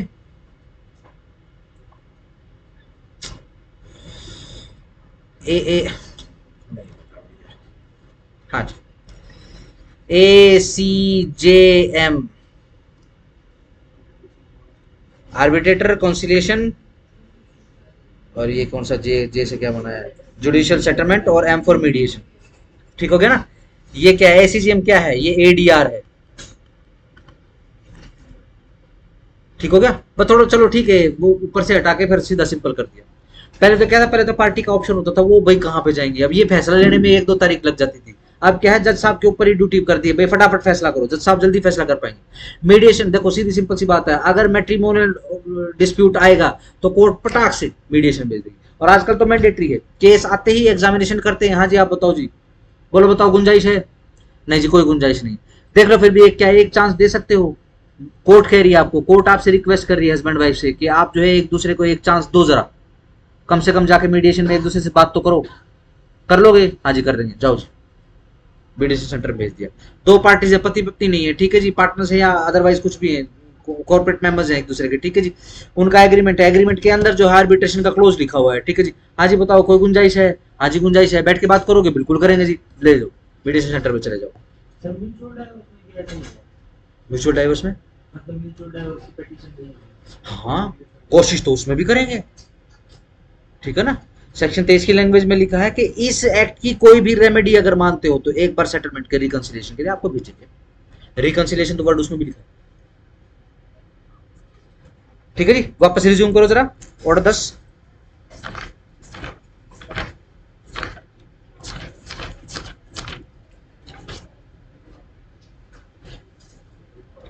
वन बी देखो, सेम है, सेम है। Appearance before the conciliatory forum और अथॉरिटी वेयर सूट, अभी है क्या नए वाले में? चलो जी। Where a suit is referred under rule 1A the party shall appear before such forum और authority for conciliation of the suit. Compromise करने के लिए, सेटलमेंट करने के लिए उस अथॉरिटी के सामने जाएंगे, डेट लगाएंगे। 1C है, देखो सेम है क्या, appearance before the court consequent to the failure of efforts of conciliation done.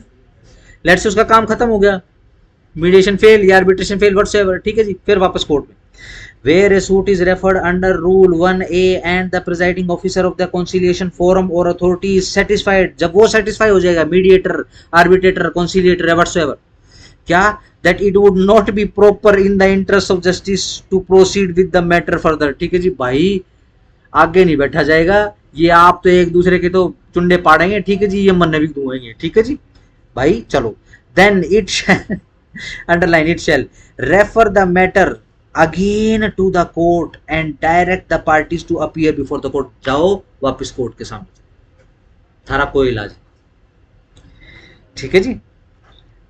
Before the court, किस कोर्ट के सामने? On the next day fix by it, जो भी नेक्स्ट डेट उस कोर्ट के द्वारा, उस कोर्ट के द्वारा फिक्स करी गई थी। यानी ये जो ऊपर बताया था, जैसे ये जो सारा का सारा काम है, ये बिटवीन 2 डेटों के बीच में हो जाएगा, 1 जनवरी से लेकर 1 मई के बीच में ये सारा का सारा काम करना। और ये तो कुछ एक्स्ट्रा टाइम दे दिया, 3 महीने का समय बहुत है। ये तो 1 महीने में 4 तारीख लगा लेंगे मीडिएशन सेंटर वाले, ठीक है ना। ये तो क्या करते हैं, अपने बिजनेस की लिस्ट बना लेते हैं, उसके हिसाब से अपना बिजनेस फिक्स कर लेते हैं, ठीक हो गया। चलो आगे आ जाओ। Number 2, oral examination of party or companion of party, yes, at the first hearing of the suit, yes। अब दोबारा से वही फर्स्ट हियरिंग कौन सी? कोर्ट की, ठीक है ना। फर्स्ट हियरिंग प्लेंटिफ या फिर डिफेंडेंट की अलग अलग नहीं, कोर्ट की फर्स्ट तारीख। कोर्ट की फर्स्ट तारीख बेसिकली कब? जब प्लेंट आ चुकी है और WS आ चुकी है। जनरली जब जज साहब अपना दिमाग लगाएंगे। लेट से प्लेंट आई, जज साहब ने दिमाग लगाना है, बोलो क्या? प्लेंट के ऊपर, सिर्फ प्लेंट के ऊपर दिमाग लगाने से क्या डिस्प्यूट रिजोल्व हो गया? क्या पता, डिस्प्यूट केस डिसाइड हो जाएगा क्या? सही। लेट से WS आ गई, सिर्फ WS के ऊपर दिमाग लगा लिया, केस डिसाइड नहीं, दोनों तरफ से केस आ गया, ठीक है जी। वो पढ़ने के बाद पार्टीज को एग्जामिन करेंगे। जिस दिन ये एग्जामिनेशन की तारीख होगी उस दिन कोर्ट की फर्स्ट हियरिंग होगी। इशू फ्रेम बाद में होंगे, बात तो करोगे पहले, इसी को ही तो बोलते हैं दिमाग लगाना। प्लेंट, देखो रोबोट नहीं हो, प्लेंट रिटर्न स्टेटमेंट, चलो भाई इशू फ्रेम नहीं, एग्जामिनेशन की डेट लगी, ठीक है ना। या फिर सीधी सिंपल, जैसे आप कोर्ट में जाओगे तो यहां बोल देते इंक्वायरी, ठीक है ना भाई, कोर्ट की क्या चल रहा है, क्या कौन सी प्रोसीडिंग चल रही है भाई, कोर्ट की इंक्वायरी चल रही है। अब जिसको ठीक है ना, inquiry at the first hearing of the suit the court shall with a view to elucidating मतलब लाइक मारा matter in the suit examine orally, underline examine orally such of the parties to the suit appearing in person or present in the court as it deems fit, जिस प्रकार जिस सवाल का जो भी fit लगे कोर्ट को उस हिसाब से orally एग्जामिन कर लेंगे, ठीक हो गया। चलो, and may orally examine any person, underline may, underline orally examine, underline any person able to answer any material question relating to the suit by whom or any party appearing in person or present in court or his pleader in complaint। बिल्कुल सही बात है जी, parties आ गया ऊपर और any person आ गया नीचे। क्या कोई एनी पर्सन किसी सूट में हो सकता है जिसको कोर्ट जो है आपको लगे कि भाई इसको एग्जामिन करना ठीक रहेगा? लेट्स से आप लोग जजेस हो, सिविल का कोई ऐसा सूट बताओ जिसके अंदर आप पार्टीज के अलावा किसी को एग्जामिन करोगे, बताओ, कॉमन से सोचो कोई एग्जांपल। एक्सपर्ट को कर सकते हैं। एक्सपर्ट तो शुरुआत में तो एक्सपर्ट नहीं आएगा, अच्छा, स्टार्टिंग में इंक्वायरी, यही मैट्रिमोनियल। झगड़ा किसके बीच में है? झगड़ा तो मम्मी पापा के बीच में है। एग्जामिन किसको कर रहे हैं? बच्चों को। एग्जामिन देखो पार्टीज के बीच में झगड़ा है, ठीक है ना, कई बार थर्ड पर्सन जो होता है वो रिलेवेंट हो जाता है, ठीक हो गया। लेट से इसी बात का फैसला करना होगा कौन क्रूअल गणा है, मम्मी गणे मारा है पापा गणे मारा है, ठीक है ना। क्या पूछेंगे जज साहब? बच्चे से पूछेंगे पापा ज्यादा प्यार करते हैं बेटे या मम्मा प्यार करती है, ठीक है ना। क्या बच्चे का बोलना जरूरी कि बच्चा इतना बड़ा है कि भैया तो बोल भी नहीं पाता, क्या जरूरी है क्या? मम्मी पापा दोनों इकट्ठा कर दो, ठीक है जी, और खुद गोदी में लेके खड़ा हो जाए, बच्चा जिसकी तरफ जाएगा वो, बच्चे तो भगवान का वो होते हैं, बहुत फेयर फैसला करते हैं, तो सही जिसकी गोदी में जा चढ़ेगा, ठीक है जी, आगे ना, ठीक हो गया। बट ध्यान रखना ओरली एग्जामिन कर रहे हो आप। At any subsequent hearing of the court may orally examine, yes low ji, at any subsequent proceeding कर लो, underline करो subsequent hearing, the court may, underline may orally examine any party appearing in person or present in court or any person able to answer any material question relating to the suit by whom such party or his pleader is accompanied, yes। तब नहीं कर रहे हो, first पे नहीं कर रहे हो, subsequent The court may, if it thinks fit, यदि कोर्ट को ठीक लगता है, put in the course of an examination under this rule questions suggested by either party, yes। कौन से सवाल पूछने चाहिए? ये दोनों पार्टी से पूछ सकते हैं, एडवोकेट से पूछ सकते हैं, ठीक है जी। लेट्स से जज साहब को समझ में नहीं आ रहा, बिल्कुल नया जज गया है, ठीक है जी, उसको ये समझ नहीं आ रहा मैं छोटे बच्चे से क्या पूछूं, ठीक है ना। अरे वो उसका एडवोकेट तो बहुत सीनियर है, सीनियर एडवोकेट तो मतलब एक्सपीरियंस की खदान है, ठीक है ना। अगर जज अपने ही एटीट्यूड में रहेगा कि मैं जज हूं, कुछ नहीं सीख पाएगा, एक दिन बिल्कुल धसर जाएगा मामला, ठीक है जी। लेकिन एक जज ऐसा है क्या, उसको सीखने की बड़ी लगत है, वो क्या है, जितने भी सीनियर एडवोकेट्स हैं, ठीक है जी, उनकी सबकी इज्जत करना शुरू कर देगा, ठीक है जी। और जब कभी जहां भी जरूरत महसूस होगी, ठीक है जी, वो पूछ लेगा किसी भी सीनियर एडवोकेट से। यही तो पूछना होता है ना। देखो जी, आप अपने केस की पैरवी मत करने लग जाना, मैं सिर्फ आपसे ये पूछना चाह रहा हूँ कि क्या क्वेश्चन हो सकता है जो इस बच्चे से पूछा जा सकता है, ठीक है ना। जैसे मैंने आपको बताया कि कुछ पूछने की जरूरत नहीं है जनाब, कुछ पूछने की जरूरत ही नहीं है। देखो अगर मैं अपने एक्सपीरियंस की बात करूँ तो आपको सिर्फ इतना पूछना है, तो थोड़ी सी तोतली आवाज कर लेना बच्चे के साथ, मम्मी प्याल करती है, पापा प्याल करते हैं, कौन प्याल करता है, चिज्जी कौन खिलाता है, ठीक है जो गोदी में लेके बैठ जाना, वो जिस तरफ इशारा करे उसको गोदी में दे देना। लेट से बच्चे का मन नहीं है माँ की गोद में जाने का, तो बच्चा कुछ भी कर लो नहीं जाएगा, और जबरदस्ती उसी माँ ने गोद में ले लिया तो फिर वो रोएगा। ऐसी ही वाइस वर्सा पिता के साथ है, ठीक है, बड़ी जल्दी फैसला हो जाएगा। अब जब सब पूछेंगे वाह वाह, ये तो बात मेरे दिमाग में आई नहीं। चलो जी आओ जरा, substance of examination to be written, yes. अब ये जो एग्जामिन कर रहे हैं ना जी आप, ये जो सब्सटेंस एग्जामिनेशन का, आप इसको रिकॉर्ड करोगे राइटिंग में। आप कौन? बाय द जज, अंडरलाइन करो, shall be reduced to writing by judge and shall form part of the record, और yes रिकॉर्ड का पार्ट बनाओगे आप, ये जो जज साहब के सामने जो फाइल रखी उसका पार्ट बना लेंगे। consequence of refusal or inability of pleader to answer, yes, where the pleader of any party, जो अपीयर हुआ है, ठीक है जी, जो पार्टी अपीयर हुई है प्लीडर के द्वारा या किसी बंदे के द्वारा, as is refer to in rule 2, जैसे कि रूल 2 में लिखा गया है, रिफ्यूज कर देता है या वो अनेबल है जवाब देने के लिए मटेरियल क्वेश्चन का जो कि रिलेटिंग टू द सूट है, which the court is of the opinion, जिसके विषय में कोर्ट का ओपिनियन है कि ये जो पार्टी है whom he represent, जिसको ये रिप्रेजेंट कर रहा है, और टू आंसर, इसका तो जवाब चाहिए चाहिए इससे, ठीक है ना, और वो या तो रिफ्यूज कर रहा है या फिर वो अनेबल टू आंसर है, ठीक हो गया, दोनों का अंडरलाइन कर answer if interrogated in person, yes, इसकी ऐसा लगता है कि पर्सनल इंटेरोगेशन उतारना पड़ेगा इसका, तब ये जवाब देगा।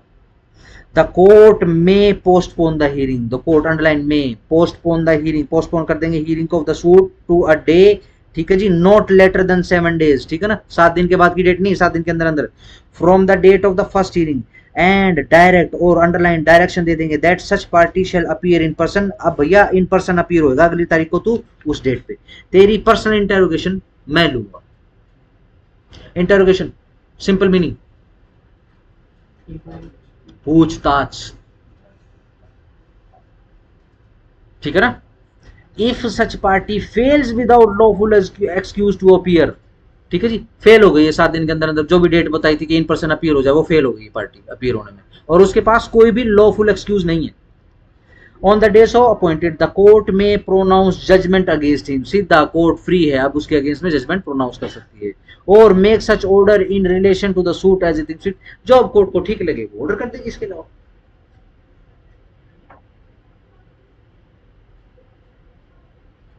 जस्ट नो, सिंपल हो गया। लो जी खत्म आपका ऑर्डर 10, मोटा मोटा निपटा ले, सीधा सिंपल सवाल पूछ लेंगे, जो एडीआर के लिए रेफर करने का काम है किस स्टेज पर होगा?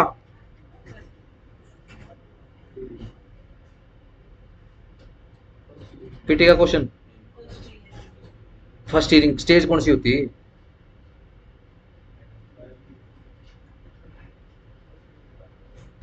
क्वेश्चन पूछ लेंगे, हाँ बताओ, अभी आपने पढ़ा है,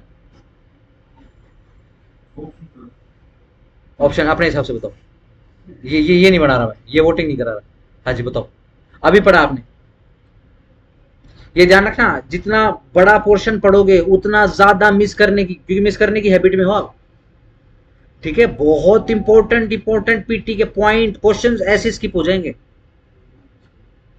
हाँ जी फर्स्ट हियरिंग, चलो जी पहला आ गया फर्स्ट हियरिंग, हाँ जी दूसरा, दूसरा कोई रिप्लाई,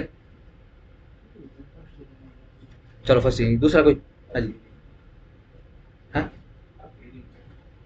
फर्स्ट हियरिंग,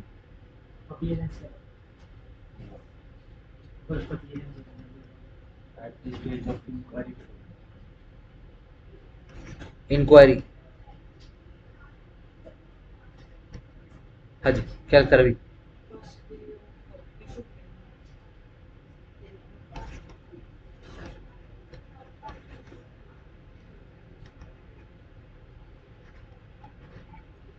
हाँ जी और बताओ रवि क्या लगता है?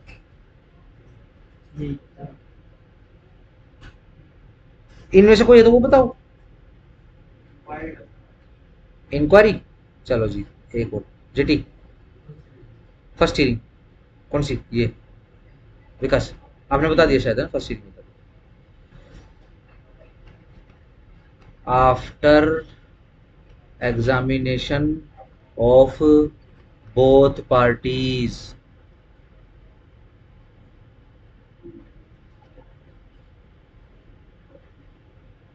एग्जामिनेशन के बाद ही, किसी भी सूरत में एग्जामिनेशन से पहले नहीं, और किस लिए? क्यों? क्योंकि एडमिशन और डिनायल का पता करना है। इसी के बाद ही कोर्ट को समझ में आएगा कि हाँ कोई एलिमेंट है कि नहीं सेटलमेंट का। ठीक हो गया? अगेन इंक्वायरी नहीं लिखेंगे आप, इंक्वायरी तो बहुत बड़ी स्टेज होती है। एग्जामिनेशन यस, इंक्वायरी में ही है ये। फर्स्ट हियरिंग ये भी इंक्वायरी में ही है। ये लो जी, अपीयरेंस भी इंक्वायरी में ही है, इंक्वायरी तो इंक्वायरी है ही। ठीक है ना? स्टेज एग्जामिनेशन के बाद ही, क्या किसी सूरत में इंक्वायरी के अंदर ही, क्या किसी भी सूरत में एग्जामिनेशन से पहले हो सकता है एडीआर का फैसला कि भाई कौन से एडीआर में भेज रहे हैं? सिंपल। ध्यान रखना, ये नजर रखना, ये सारे के सारे पॉइंट हैं। ठीक है जी। और पेंसिल हाथ में रखो, ठीक है, पेन पुन का उसका यूज मत करना क्योंकि अंडरलाइन बहुत होंगी। जो इंपॉर्टेंट आपको भी लगता है, आपको खुद से पर्सनली इंपॉर्टेंट लगता है, अंडरलाइन कर लो उसको, आलस्य मत करो। ठीक है? क्योंकि मैं देखता हूँ जब मैं बोलता हूँ अंडरलाइन करो तभी अंडरलाइन करते हो।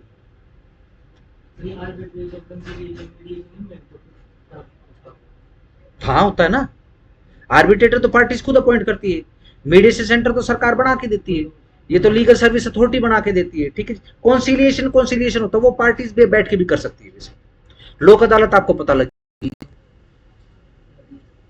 हाँ, लोक अदालत में सवाल पूछूं तो कौन सा परमानेंट लोक अदालत की बात हो रही है यहाँ पे, या फिर जो 2-3 महीनों में जो लोक अदालत लगती है उसकी बात हो रही है? जो लोक अदालत लगती है मेरे ख्याल हर, बेसिकली तो बिजनेस के ऊपर बात होती है कि बिजनेस कितना है। ठीक है ना? वैसे हर 3 महीने में क्वार्टरली लगती है। तो नेशनल वाइड तो 4 ही है, एक साल इस साल 4 है, एक रेट 13 दिसंबर को। ठीक है ना? इस हिसाब से चलेगा। ये अभी पीछे भी निकली है अभी, ये कौन सी थी? ये जो अभी निकली थी, हाँ। नेशनल लोक अदालत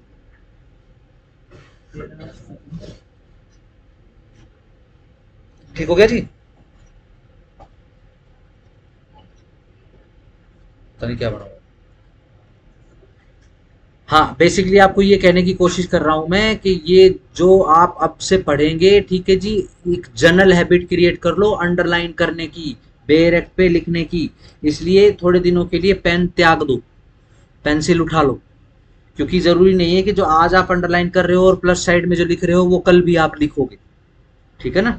मगर आपको ये परमानेंटली याद हो जाए हमेशा हमेशा के लिए, ठीक है जी, तो फिर क्या करोगे, उसको मिटा सकोगे, वरना फिर एक दिन बेरक नया लेना पड़ेगा। ठीक है? डन। मैं इसलिए कह रहा हूं क्योंकि मैं गलती कर चुका हूं, अब मैं ये लाइनिंग हटा नहीं सकता। अब मेरे को क्या है, चौथा पांचवा कलर का पेन चाहिए। ठीक है ना? हाँ, बस थोड़े से ऐसे है कि वो पॉइंट ऐसे हैं कि वो जो हमेशा यूज करने हैं, जो मेरे को किसी सेक्शन में देखने होते हैं या किसी प्रोविजन में पढ़ने ही पढ़ने हैं। ठीक है जी? सिर्फ वही अंडरलाइन है बेसिकली, ज्यादा की अंडरलाइनिंग नहीं करता मैं शुरुआत से। ठीक हो गया? चलो जी, नेक्स्ट पे आ जाओ। एक काम करना, होमवर्क ले जाओ। ठीक है जी? ऑर्डर 10,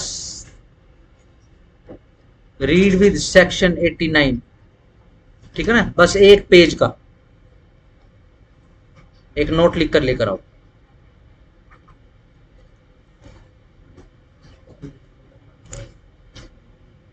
ठीक है? एक पेज जा तो नहीं है? ठीक है? अगेन किसी ने पॉइंट में लिखना हो वो पॉइंट में लिख सकता है, मैं यूं नहीं कह रहा कि मेरे को पैराग्राफ बना के ही आप दिखाओ, नहीं। अगर आपको पॉइंट में लिखने में आपको अच्छा लगता है, कंफर्टेबल, तो पॉइंट बनाओ। अगर आप पैराग्राफ लिखने में इंटरेस्टेड हो तो पैराग्राफ बनाओ। ठीक है ना? रूल, चाहे पॉइंट बनाओ चाहे पैराग्राफ लिखो, रूल वही रहेंगे जो हर एक बच्चे को मैं बेसिकली पर्सनली बता चुका हूँ। रिपीट नहीं करोगे, अदरवाइज नहीं लिखोगे, सेंस बननी चाहिए। ठीक है जी? और जो दूसरे रूल्स हैं। Done, simple. देखो, जनरली कोई केस लो नहीं बनता, लेकिन इसके अंदर लिख लो केस लो 10 के अंदर। वही slam bar advocate association Tamil Nadu versus union of India 2004।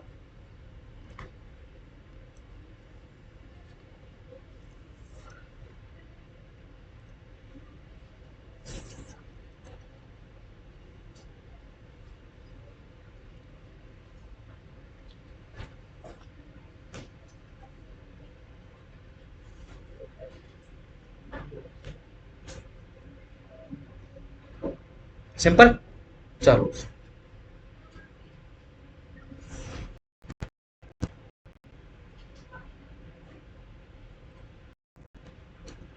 आओ जी, डिस्कवरी एंड इंस्पेक्शन। होमवर्क याद हो गया, लिखना है।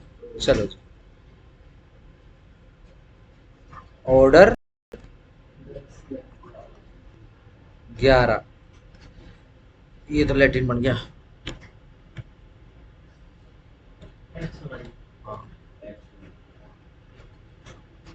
चलो क्या है, डिस्कवरीज एंड इंस्पेक्शन।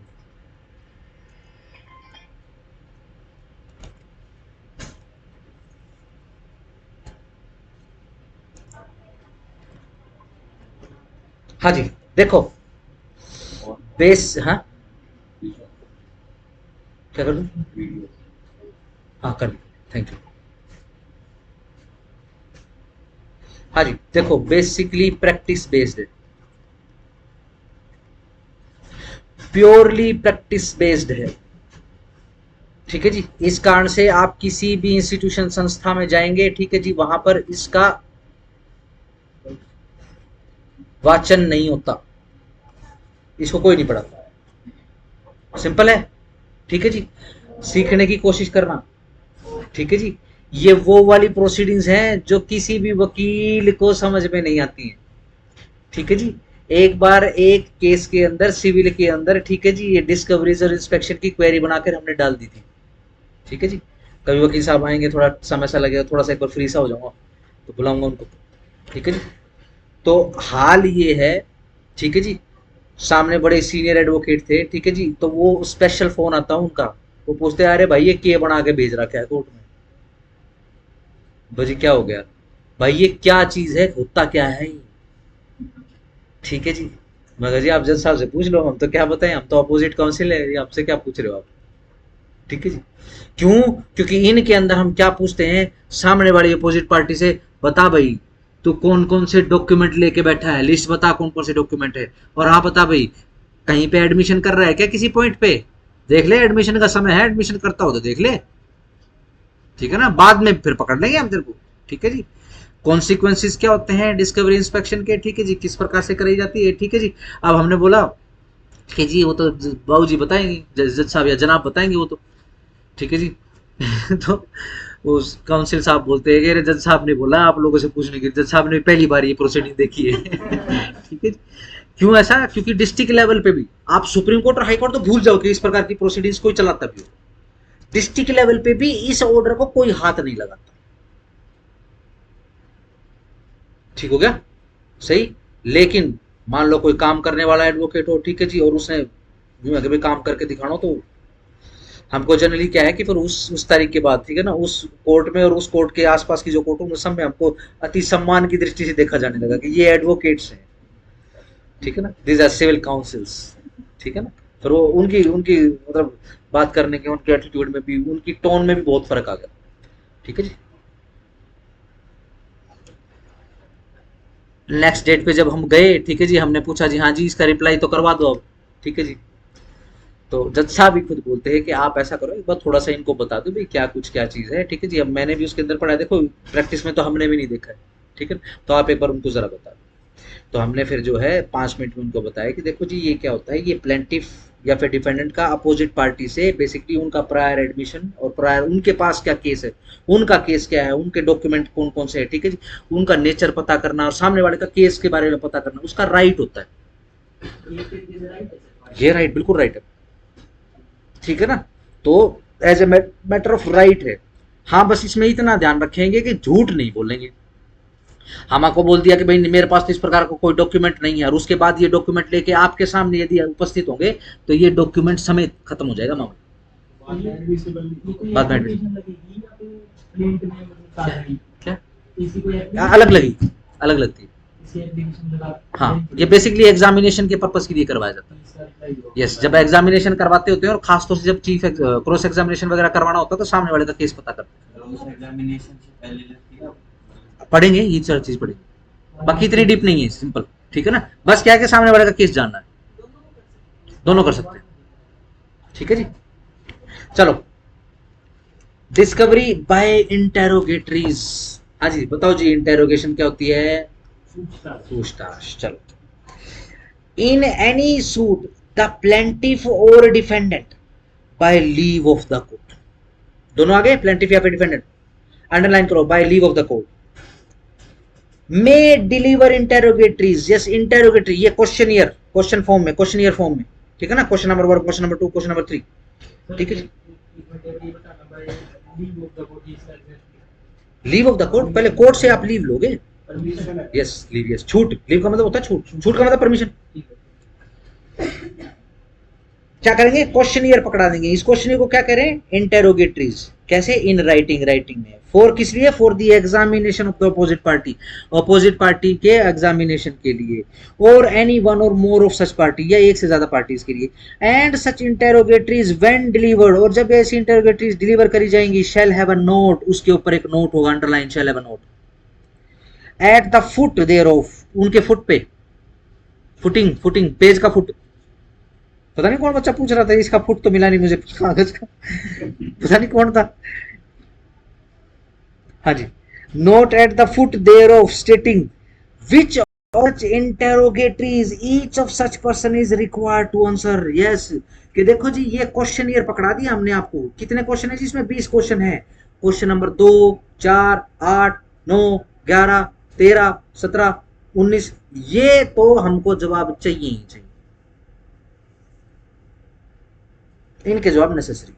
ऐसे फुट नोट डाल के हम दे सकते हैं इंटेरोगेटरीज में, ठीक है जी। चलो, प्रोवाइड दैट, यह बता दिया गया है क्या? No party shall deliver more than one set of interrogatories. हाँ, एक पार्टी एक से ज्यादा इंटेरोगेटरीज नहीं दे सकती है to the same party, same party को, without an order for that purpose, ठीक है जी। अगर एक से ज्यादा इंटेरोगेटरीज दे रहे हैं आप सामने वाली पार्टी को, तो आपको कोर्ट से बेसिकली ऑर्डर करवाना पड़ेगा।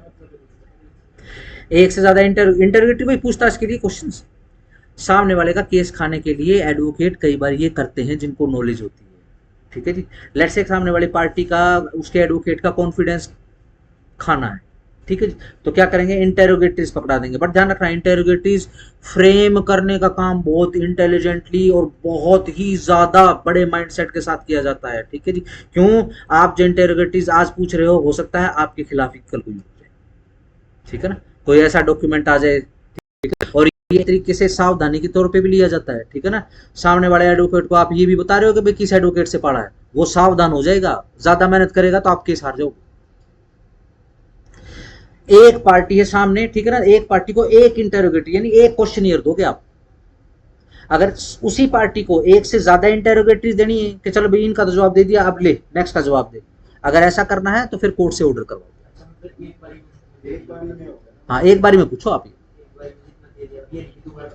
हाँ, अगर करना है तो फिर कोर्ट का ऑर्डर करवाओगे, लीव नहीं, अब ऑर्डर करवाओगे, ठीक है ना।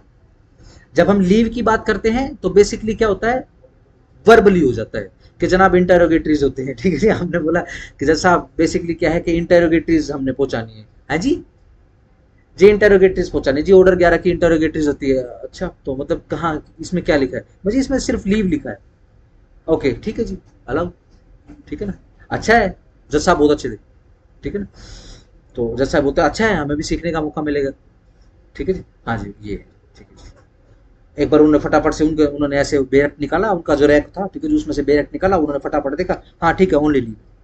लेट्स से अगर मेरे को दोबारा भेजनी है तो अब मेरे को पूरी एप्लीकेशन लिखनी पड़ेगी, और अब कोर्ट की जो है बेसिकली परमिशन लगेगी, ऑर्डर लगेगा, कोर्ट बोलेगा यू आर परमिटेड, ठीक है ना, कोर्ट नहीं देगा। पहले बड़ी मुश्किल तो मिला, दूसरी बार तो छोड़ दो।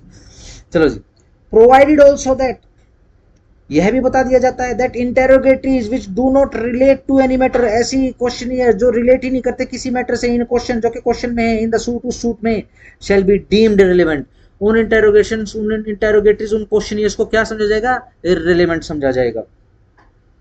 notwithstanding that they might be admissible on the oral cross examination of the witness। इस बात को कोई फर्क नहीं पड़ेगा कि अगर मान लो जज साहब मैं यही सवाल क्रॉस एग्जामिनेशन पूछूं तो एडमिशन के जैसे क्या बोलते हैं, एडमिसिबल और रिलेवेंट हो जाएंगी, कोई फर्क नहीं पड़ता। यहाँ तो इंटेरोगेटरीज के अंदर जब आप सवाल पूछोगे तो यहाँ एस्टेब्लिश करना पड़ेगा कि आप ये डॉक्यूमेंट मांग रहे हो तो क्यों मांग रहे हो भाई सामने वाली पार्टी से, आप इस सवाल का जवाब मांग रहे हो तो क्यों मांग रहे हो, इस सवाल का इस सूट से लेना देना क्या है। ठीक हो गया, ध्यान रखना ये क्रॉस एग्जामिनेशन के क्वेश्चन नहीं दे रहे हो आप, ये इतने दिमाग से घुसा नहीं हो कि क्रॉस एग्जामिनेशन के क्वेश्चन जो आप पूछने वाले हो वो अभी पहुंचा दोगे, सामने वाली पार्टी सचेत हो जाएगी। ठीक है ना, लेकिन ये कंडीशन जरूर है कि जो भी क्वेश्चन पूछोगे उसका बेस जरूर होना चाहिए और वो इस केस से कनेक्टेड होना चाहिए, अगर कनेक्टेड नहीं है तो इररिलेवेंट हो जाएगा और कोर्ट लीव नहीं देगा। चलो rule 2, particular interrogatories to be submitted. Yes, on an application for leave to deliver interrogatories, the particular interrogatories proposed to be delivered shall be submitted to the court. Yes, अब leave लेनी है court से, अब leave लोगे तो court को तो समझाओगे ना कौन कौन से क्वेश्चन है जी, कौन कौन सी इंटेरोगेटरीज है। ठीक है जी, अच्छा क्यों पूछ रहे हो, तभी तो कोर्ट परमिट करेगा आपको। And the court shall decide within 7 days, 7 दिन के अंदर अंदर from the day of filing of the said application. In deciding upon such application, the court छोड़ दो इसको, बाकी कोई जरूरत नहीं, सिर्फ 7 दिन के अंदर अंदर जो भी आपने अपील या अप्लाई किया, अपील नहीं बेसिकली अप्लाई किया कोर्ट के अंदर कि हमको इंटरोगेटरीज देने की आप परमिशन दे दो, लीव कर दो। ठीक है जी, 7 दिन के अंदर अंदर जो है जज साहब फैसला कर, हमको तो तुरंत बोल दिया था कि चलो ठीक है अच्छी बात, कोई बात, अच्छा एटलीस्ट कोई तो मतलब और ज्ञान अर्जन करने की कोशिश कर रहा है। ठीक है जी, 3 कॉस्ट ऑफ इंटेरोगेटरीज, खर्चा लगेगा। ठीक है जी, 150 रुपया लगेगा। In adjusting the cost of the suit inquiry shall at the instance of any party be made into the propriety of exhibiting such interrogatories, and if it is of the opinion of the texting officer of the court, either with or without an application for inquiry, that such interrogatories have been exhibited unreasonably, vexatiously or improper length, ठीक है जी, the cost लग जाएगी। ठीक है जी, अगर जज साहब इस नतीजे पर पहुंच गए कि इंटेरोगेटरीज का मुख्य मकसद क्या था, सामने वाली पार्टी को वैक्स करना, दोबारा आया बड़ी, ठीक है ना, वैक्स करना, और अनरीजनेबल था या फिर इम्प्रॉपरली लेंथी कर दिया जी प्रोसीजर, तो कोर्ट क्या करेगी, कॉस्ट लगा देगी एज ए पेनल्टी।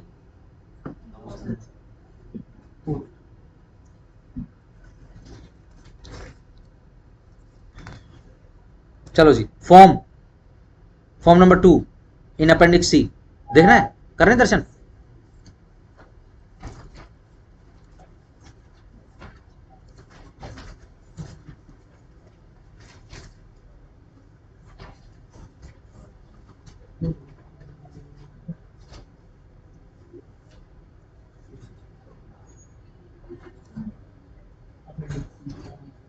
अपेंडिक्स कौन सी है,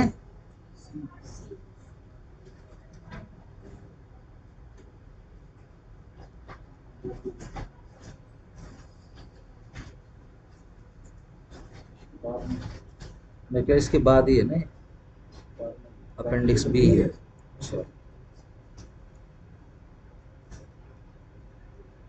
15, 16, ये शायद 18, अपेंडिक्स सी फॉर्म नंबर 2 ये रहती है नंबर 1। ये देखो जरा, देख रहे हो, हाँ जी, इन द कोर्ट ऑफ फलाना फलाना, सिविल सूट नंबर फलाना फलाना। ठीक है जी, ये अपना प्लेंटिफ का नाम आ गया, अगेंस्ट या फिर वर्सेस, ठीक है, ये डिफेंडेंट का नाम आ गया। अच्छा लो जी, upon hearing dash and upon reading the affidavit of dash filed by the dash day interrogatories in writing and the said, क्या है, ऑर्डर फॉर डिलीवरी ऑफ, अच्छा ऑर्डर है बेसिकली, हाँ ये जज साहब का है, dash to answer the interrogatories as prescribed by order 11 rule 8 and that the cost of the application भी फलाना फलाना हो जाएगी। चलो जी, इंटेरोगेटरीज ऑन बिहाफ नंबर 2 है ना, हाँ, of the above named plaintiff या फिर डिफेंडेंट जो भी, ठीक है जी, for the examination of the above named defendant E F या फिर जी एच, जो भी हो गया, did not etcetera, has not etcetera, सीधी सिंपल सी बात है, ये उसका रिप्लाई आ गया है, सीधी सिंपल सी बात है।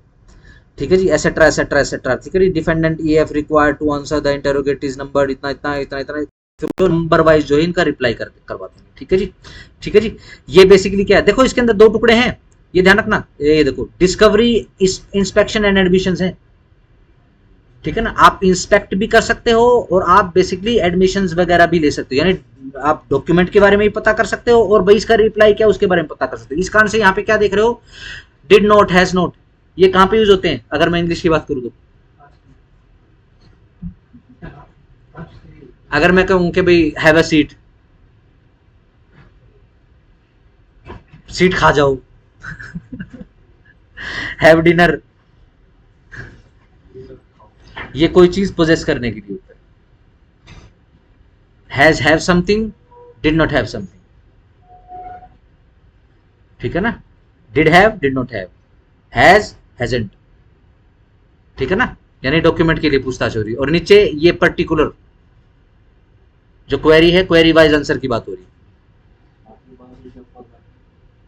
कोई फॉर्मेट नहीं, ये फॉर्मेट ही एप्लीकेशन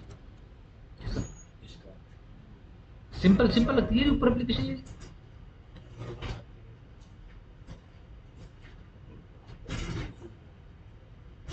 ये लो जी, number 3, answer to interrogatories, order for affidavit as to documents.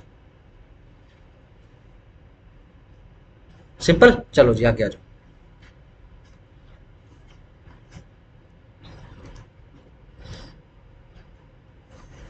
और क्या होगा, फॉर्मेटिंग देखो, फॉर्मेटिंग का कुछ नहीं है, सिंपल कोर्ट का नाम है, ठीक है जी, पार्टीज वर्सेस फलाना, सब्जेक्ट इंटरोगेटिव डिस्क्रिप्शन, ठीक है जी। और फिर क्या है, पैराग्राफ नंबर 1 के अंदर जो है रिक्वेस्ट और क्वेश्चन ये डाल दिया, ठीक है ना, कि इंटरोगेटिव्स के लिए हमको अलाउ कर दो, ठीक है जी। क्वेश्चन ये हैं, ठीक है जी। क्वेश्चन लिखने के बाद, ठीक है जी, जैसे एक से लेकर आपने 10 तक कर दिया है, ठीक है जी, 1 से लेकर 10 तक कर दिया, उसके बाद क्या है, एक की रिलेवेंसी बताओगे आप, या फिर इकट्ठी 1 2 3 4 की बतानी तो 1 2 3 4 की रिलेवेंसी बता दो कि रिलेवेंट कैसे हैं, कनेक्टेड कैसे हैं और इनका तात्पर्य क्या है, मैं क्यों पूछ रहा हूँ, ठीक है जी। फिर उसके बाद 5 6 7 8 9 10 सारी की सारी बता दोगे, ठीक है जी। कोर्ट को सेटिस्फाई कर दोगे, सेटिस्फाई हो गई तो कोर्ट अलाउ कर देगा। कौन? हाँ हाँ, बिल्कुल बिल्कुल बिल्कुल बिल्कुल मना कर सकता, बिल्कुल कर सकता है। ये देखो,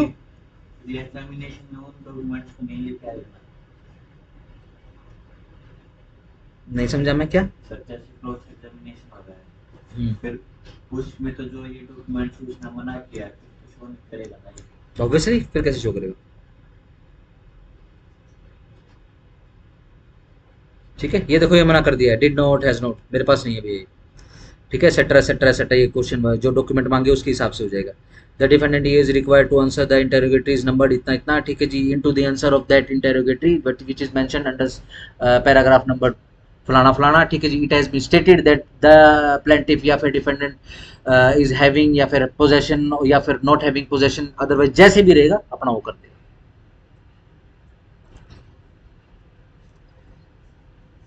आगे आ जाओ, या इसी पे से करवा दूं, आपको विजुअलाइज करवा देता हूं मैं।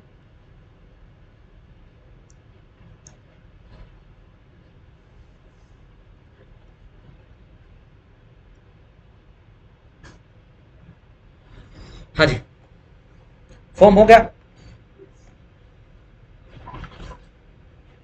छोड़ दो कॉर्पोरेशन को 5 को। छठा, objections to interrogatories by answer, ठीक है जी। जो भी ऑब्जेक्शन आपको उठाना है आप आंसर के थ्रू उठाएंगे। Any objection to answering any interrogatory on that it is scandalous or irrelevant or not exhibited bona fide for the purpose of the suit, or that the matter inquired into are not sufficiently material at that stage, or on the ground of privileged on any other ground may be taken in the affidavit in the answer। जो भी आप answer करोगे उसमें objection दोगे आप, कि जो interrogatories paragraph number 2 है उसके विषय में सिर्फ इतना ही कहा जा सकता है कि ये इंटेरोगेशन बहुत ही स्कैंडलस है, इसके इस इंटेरोगेशन का इस केस से कोई लेना देना नहीं है, मेरा क्लाइंट अपने व्यवसाय से चाहे जो कुछ भी हो, आप ये सवाल क्यों पूछ रहे हो। जवाब लिखा, पकड़ा दिया। 7, स्टार लगा लेना, setting aside and striking out interrogatories. कोई फालतू की इंटेरोगेटरीज ज्यादा बड़ा एडवोकेट बन के फालतू की इंटेरोगेटरीज लिख देगा तो उसको हम स्ट्राइक आउट भी करवा सकते हैं। Any interrogatories may be set aside on the ground that they have been exhibited unreasonably or vexatiously, दोबारा से आ रहा word, or struck out on the ground that they are oppressive unnecessary or scandalous, and any application for this purpose may be made within 7 दिन underline within 7 days after service of the interrogatories. ठीक है जी, interrogatories में जो language लिखी है ठीक करवाओ जी, ये स्कैंडलस है या ये विक्सेशियस है, ठीक हो गया, प्रोलिक्स है। 8 affidavit in answer filing, interrogatories shall be answered by affidavit, हमेशा एफिडेविट के फॉर्म में इंटेरोगेटरीज का आंसर लिखा जाता है, ठीक है जी। To be filed within 10 दिन अंडरलाइन और within such other time जो भी कोर्ट ने फिक्स किया है। Form of affidavit in answer ये पढ़ चुके हैं, फॉर्म नंबर 3 हम देख चुके हैं। No exception to be taken, no exception shall be taken to any affidavit in answer but the sufficiency और otherwise of any such affidavit objected to as insufficient shall be determined by the court. Yes, देखो affidavit अगर लिख कर दे दिया है तो देखो इसके लिए कोई ऑब्जेक्शन नहीं होता, क्योंकि एफिडेविट जो रहता है वो पर्सनल कैपेसिटी में दिया जाता है। लेकिन हाँ, इंटेरोगेटरीज के आंसर में जो एफिडेविट आएगा उसके लिए ऑब्जेक्शन लिया जा सकता, क्या कि ये एफिडेविट इनसफिशिएंट है जी, ठीक हो गया। चलो जी, इंटेरोगेटरीज हो गई 1 से लेकर 11, 12 में application for discovery of documents.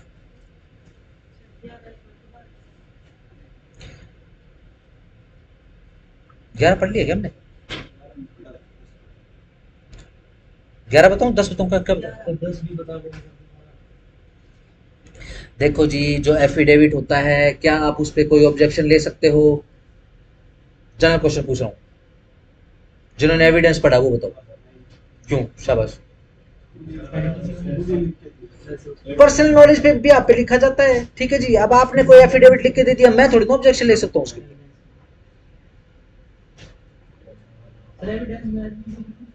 है? कौन कौन कहता है? प्रोसीजर पढ़ रहे हो, एविडेंस में नहीं है, प्रोसीजर में है, ठीक है ना। हाँ, ध्यान रखो, वो बेसिकली एफिडेविट कौन से, आपको एग्जामिनेशन करवाना होता है, चीफ एग्जामिनेशन, क्रॉस एग्जामिनेशन, ये एफिडेविट फॉर्म पे होता है। एफिडेविट का मतलब सिर्फ शपथ खाकर स्टेटमेंट देना होता है, ठीक है ना। जो प्योर पर्सनल नॉलेज के ऊपर है उसको बाहर कर रहे हैं एविडेंस से, लेकिन जो प्रोसीजरली आपसे जो एफिडेविट भरवाए जा रहे हैं वो तो एडमिसिबल है, ठीक है ना, सिंपल। हाँ जी, क्या ले सकते हैं? मैं एक बार प्राइम टाइम देख रहा था, ठीक है, तो न्यूज चैनल पे 9 बजे एक वो किसी ने, मैं नाम नहीं लूंगा, ठीक है ना, एक वो एक वो आती जिसको गाली वाली बाई बोलते हैं, वो बहुत गालियां देती वो, मतलब वो मतलब राजनीति में आने से पहले वो खुद भी वो थी, क्या होते हैं पत्रकार, और वो 9 बजे का प्राइम टाइम भी मतलब चलाती होती थी, ठीक है ना। अच्छी इंग्लिश है उसकी, लेकिन वो जुबान से बहुत भैड़ी है। किसी एंकर को वो देती, तू नाली का कीड़ा है, चल चल निकले यहाँ से, तुझे देख लें, तुझे चप्पलों से पिटवाऊंगी, ये कराऊंगा, मतलब अजीब सी है, ठीक है जी। तो वो प्राइम टाइम में बैठी हुई थी, ठीक है जी। मैं सिर्फ ये ऑब्जेक्शन लेने की बात आपको समझाने के लिए कह रहा हूँ, ठीक है जी। प्राइम टाइम में बैठी हुई थी, सामने जो है शहजाद पूनावाला बैठा था, ठीक है ना, पता होगा, ये शायद पता होगा कौन है। तो अब क्या है, शहजाद पूनावाला बेसिकली एक स्टेटमेंट देता है, क्या कि देखो जी आज मेरी माँ का जन्मदिन है, ठीक है जी। तो गाली वाली बाई बोलती है, मैं ऑब्जेक्शन लेती हूँ, ये कैसे बोल रहा है कि इसकी माँ का जन्मदिन है, ये है और वो है। बताओ कैसा लग रहा है आपको बात सुन के? शहजाद पूनावाला ने क्या बोला होगा? अरे मेरी माँ है भैया, मुझे पता उसका बर्थडे कब, ये ऑब्जेक्शन लेने वाली कौन है? समझ रहे हो? एफिडेविट पर जनरली कोई ऑब्जेक्शन नहीं होता। जो आपकी पर्सनल नॉलेज है वो आपकी पर्सनल नॉलेज है, इस पर क्या ऑब्जेक्शन, मेरा क्या ऑब्जेक्शन हो सकता है? समझ पा रहे हो? सिंपल। लेकिन ये जो इंटेरोगेटरीज का जो एफिडेविट आएगा, ठीक है ना, इन पे ऑब्जेक्शन लिया जा सकता है, वो भी सिर्फ एक, कौन सा, कि ये एफिडेविट इनसफिशिएंट है। देखो जी, हमने इससे ये डॉक्यूमेंट मांगा और ये इंटेरोगेटरीज का आंसर मांगा, ठीक है जी। इसने डॉक्यूमेंट दे दिया और इंटेरोगेटरी में आंसर नहीं किया। इंटेरोगेटरी में बोल रहा है कि भाई मेरे पास तो ये डॉक्यूमेंट नहीं है, ठीक है जी, और डॉक्यूमेंट के अंदर ये लिस्ट दिखा रहा है मेरे को, ये देखो इसने फोटो स्टेट दिया मुझे। कैसा है एफिडेविट? ये एफिडेविट इनसफिशिएंट, बस इतनी सी बात, ठीक है ना। 10 को पढ़ो, सॉरी 10 को पढ़ो और 11 को पढ़ना है पढ़ो, नहीं पढ़ना तो कोई बात नहीं, ठीक है ना, कोई टेंशन नहीं। आप सीधा 12 भी पढ़ सकते हो, अगर कहोगे तो 10 पढ़ दूंगा, बट अगेन ये प्रैक्टिस में काम आएगा, ये तुम्हारी प्रिपरेशन में काम नहीं आएगा। जितने में निशान लगवाए जाए प्रिपरेशन में तुम्हारा सिर्फ उतना ही काम आएगा। 12 application for discovery of documents, any party may, underline any party, without filing any affidavit, affidavit file किए बिना अप्लाई कर सकती है कोर्ट को फॉर एन ऑर्डर के ऑर्डर कर दे, कोर्ट डायरेक्ट कर दे दूसरी पार्टी को सूट के अंदर कि वो डिस्कवरी करवाए ऑन ओथ, शपथ पे डिस्कवरी करवाए, ठीक है जी, of the documents which are और have been in his possession of power, जो उनके पोजेशन और पावर में डॉक्यूमेंट है उनकी, relating to any matter in question, जो किसी मैटर इन क्वेश्चन में रिलेटेड हो, on the hearing of such application, और इस एप्लीकेशन की हियरिंग करते समय कोर्ट में ईदर रिफ्यूज और एडजन द सेम, रिफ्यूज कर सकती है या फिर एडजन कर सकती है, यदि वो सेटिस्फाई होगी इस डिस्कवरी के नेसेसरी नहीं है, और not necessary at that stage, या फिर उस स्टेज पे नेसेसरी नहीं है, या फिर मेक सच ऑर्डर, या फिर ये वाला ऑर्डर कर देगी चलो भैया डिस्कवरी करवाओ, ईदर जनरली और लिमिटेड, या तो स्पेसिफिकली जनरली कर देगी कि भाई चलो कोई बात नहीं, कोई एक्सेप्शन नहीं है, चलो सारे के सारे डॉक्यूमेंट करवाओ, या फिर लिमिटेड कि भैया ये डॉक्यूमेंट या ये वाले डॉक्यूमेंट नहीं, to certain classes of the document as may be in इस डिस्कशन, जो उसकी डिस्कशन के हिसाब से जज साहब की बी थॉट फिट, जो उसको फिट लगे, provided that discovery shall not be ordered, ये ध्यान रखा जाएगा कि डिस्कवरी उस समय नहीं दी जाएगी व्हेन, जब, so far as the court shall be of the opinion, जब कोर्ट का ओपिनियन था या है, इट इज नॉट नेसेसरी, कि ये जरूरी नहीं है, either for disposing fairly of the suit और saving cost, fairly dispose of करने के लिए बेसिकली ये अननेसेसरी है, ठीक है ना। ये डॉक्यूमेंट मंगवा रहे हो चलो ठीक है वो मंगवा सकता हूं उसका राइट, लेकिन मंगवा क्यों रहा है, इन डॉक्यूमेंट के बिना भी फेयरली डिसाइड हो जाएगा ये सूट, तो रिफ्यूज कर दे, ठीक है जी। क्वेश्चनियर कहां 1 से लेकर 11 तक, डॉक्यूमेंट कहां 12 से आगे, एफिडेविट ऑफ द डॉक्यूमेंट, चलो जी, the affidavit to be made by a party against whom such order as is mentioned in the last preceding rule has been made shall specify which if any of the document therein mentioned he objects to produce, ठीक है जी।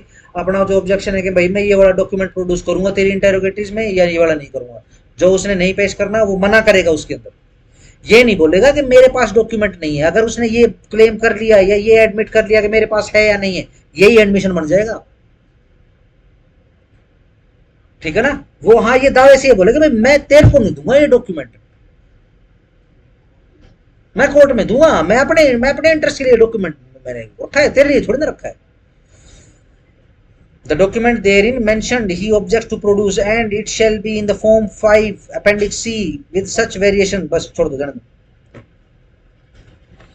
Heading से याद रख लो बस, production of documents 14 में, चलो जी 15 star लगा लेना, inspection of documents refer to in the pleadings और एफिडेविट, यस इंस्पेक्ट भी कर सकते हैं डॉक्यूमेंट, इंस्पेक्शन क्या होता है, जांच, शाबाश। Every party to suit shall be entitled at और before the settlement of issue, underline specifically at और before settlement of issue, to give notice to any other party, किसी पार्टी को नोटिस दे सकते हैं, इन हुज प्लीडिंग, जिसकी pleadings में और जिसके एफिडेविट में रेफरेंस के through is made to any document, कोई डॉक्यूमेंट को क्लेम किया गया है, और हैज और who has entered any document in any list annexed to his pleading, और किसी पार्टी ने अपनी लिस्ट ऑफ डॉक्यूमेंट के अंदर कोई डॉक्यूमेंट मेंशन कर दिया, ठीक है, जो सामने वाली पार्टी जो है उस डॉक्यूमेंट को इंस्पेक्ट करना चाहती है, कर सकती है, यस कर सकती है। टू प्रोड्यूस सच डॉक्यूमेंट, क्या कि कोर्ट के सामने भैया डॉक्यूमेंट प्रोड्यूस कर फॉर हिज इंस्पेक्शन, मैं इंस्पेक्ट करूंगा उसको, of the party giving such notice, ठीक है जी, और of his pleader, and to permit him or them to take copies thereof, and any party not complying with such notice shall not afterward be at liberty to put any such document in evidence.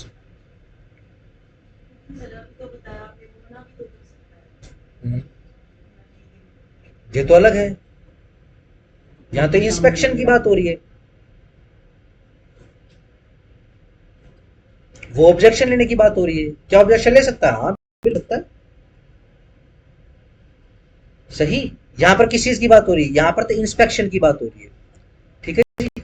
डाला, ठीक है जी, आपने WS डाला, आप WS के अंदर अपनी list of document डाल रहे हो, उस लिस्ट ऑफ डॉक्यूमेंट में एक डॉक्यूमेंट ऐसा है मैं चेक करना चाहता हूं, मैंने क्या करा, सेक्शन 15 की एप्लीकेशन लगा दी है कोर्ट में, ठीक है जी, और आपको बोल दिया आप उसको प्रोड्यूस कीजिए, प्रोड्यूस कीजिए, कोर्ट के थ्रू आदेश आएगा कि हाँ जी प्रोड्यूस करवाओ, ठीक है जी। प्रोड्यूस अगर आप तब आपने नहीं किया तो फिर कोर्ट आपको बाद में प्रोड्यूस करने के लिए नहीं बोलेगी, और अगर आप प्रोड्यूस करेंगे तो कोर्ट उसको डॉक्यूमेंट को हाथ नहीं लगाएगी। एविडेंस एक्ट में भी आपने ऐसा एक सेक्शन पढ़ा था जिसमें स्पेसिफिकली ये लिखा है कि जिस स्टेज के ऊपर वो डॉक्यूमेंट मांगा है, ठीक है जी, उस समय वो डॉक्यूमेंट दे दिया तो ठीक है, वरना बाद में कोर्ट हाथ नहीं लगाएगी। 167, ठीक है जी, वेरी गुड। सीपीसी में भी पढ़ चुके हो आप ये 2 जगह इससे पहले।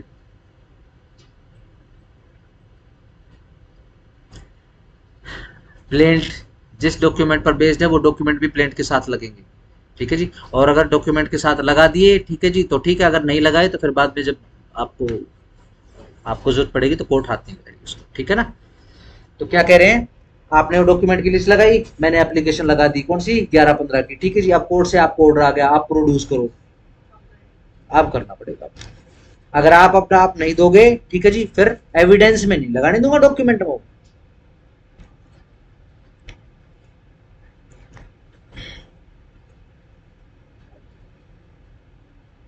Afterward, we at liberty to put any such document in evidence on his behalf in such suit unless जब तक कि he shall satisfy the court, जब तक वो कोर्ट को satisfy ना कर दे, that such document relates only to his own title, उसके पर्सनल टाइटल से रिलेटेड डॉक्यूमेंट था जी, ठीक है जी। इसी कारण से मैंने फिर ये ऑब्जेक्शन लिया था, लेकिन ये ऑब्जेक्शन मानने की बजाय मेरे को और प्रेशराइज कर रहा है कि तू डॉक्यूमेंट लगा, डॉक्यूमेंट लगा, क्यों दूँ जी मैं डॉक्यूमेंट, मेरा पर्सनल डॉक्यूमेंट है।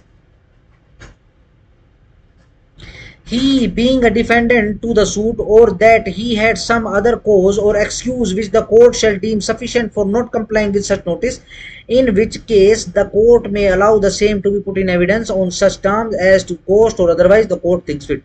अगर कोर्ट सेटिस्फाई होगी तो कोर्ट आपको परमिट कर देगी कि कोई बात नहीं, आपने नहीं दिया उस समय, कोई बात नहीं, अब आप लगा लो एविडेंस, आप एग्जिबिट लगा सकते हो उसको, ठीक हो गया।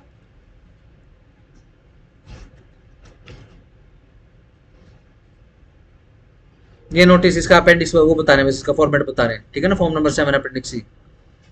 Time for inspection when notice given, ठीक है जी, नोटिस का टाइम बताना पड़ेगा, सिर्फ देखो within 10 days underline from the receipt of such notice, ठीक है जी, deliver to the party giving the same a notice stating that a time within 3 days from the delivery thereof at which the document or such of them as he does not object to produce, ठीक है जी, सीधी simple सी बात है, जो आप जिनके ऊपर objection नहीं ले रहे हो, ठीक है जी, 3 दिन के अंदर अंदर जो है प्रोड्यूस कर दो। चलो जी, ऑर्डर यदि देना है तो 18 में आएगा, सिर्फ हेडिंग से कर लो। Verified copies where inspection of any business books is applied for, the court may, if it thinks fit, instead of ordering inspection of the original books, order a copy of any entries, ठीक है जी, बस इतना ही काफी, ज्यादा नहीं है इसके अंदर कुछ। हेडिंग से कर लो, हेडिंग से ही प्री मैच्योर डिस्कवरी,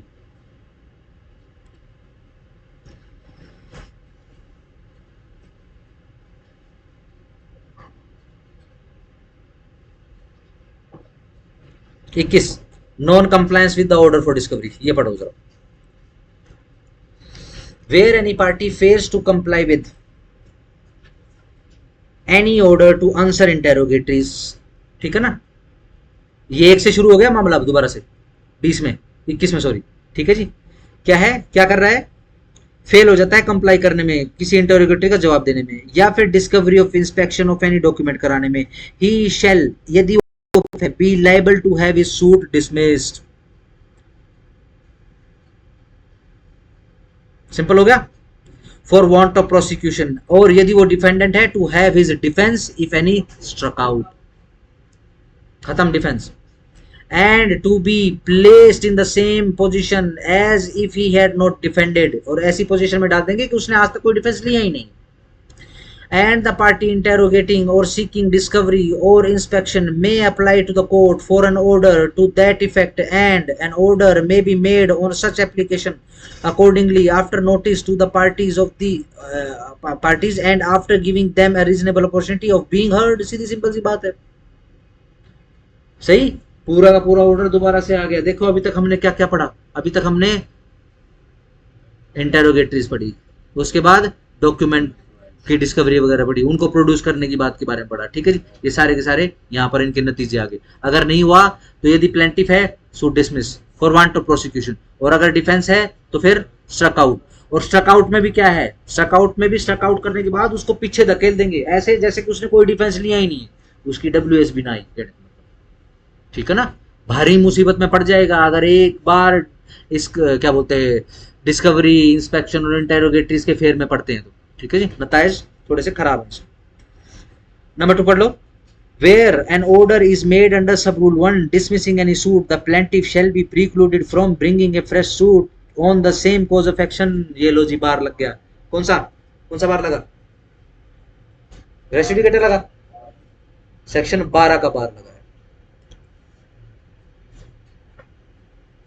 हाँ जी 22, using answers to interrogatories at trial. Yes, बिल्कुल सही बात है जी, इसका सबसे उचित प्रयोग तो यही है। 23, order to apply to minors. Yes, this order shall apply to minor plaintiffs and defendants and to the next friends and guardians for the suit of persons under disabilities. सबके ऊपर एप्लीकेबल होता है। ठीक है जी, अगेन जितनों पे निशान लगाया है और जहां जहां निशान लगाया है सिर्फ वो पढ़ लेना। जनरली बेसिकली ये प्रैक्टिस के ही काम आता है, लेकिन HPSC की खुजली ऐसी है जिससे हम वाकिफ हैं, इस वजह से हमने इंपॉर्टेंट पढ़ लिया है। ये टाइम पीरियड्स याद रखना, ठीक है जी, और स्टेजेस याद रखना बस। और साथ साथ में स्टेजेस जैसे होता है ना, डेट आ गया, टाइम पीरियड आ गया, तो फ्रॉम कब से है, फ्रॉम कब से है, ठीक है ना, तो ये फ्रॉम भी आपको याद रखना। ठीक हो गया, चलो कल। हाँ जी,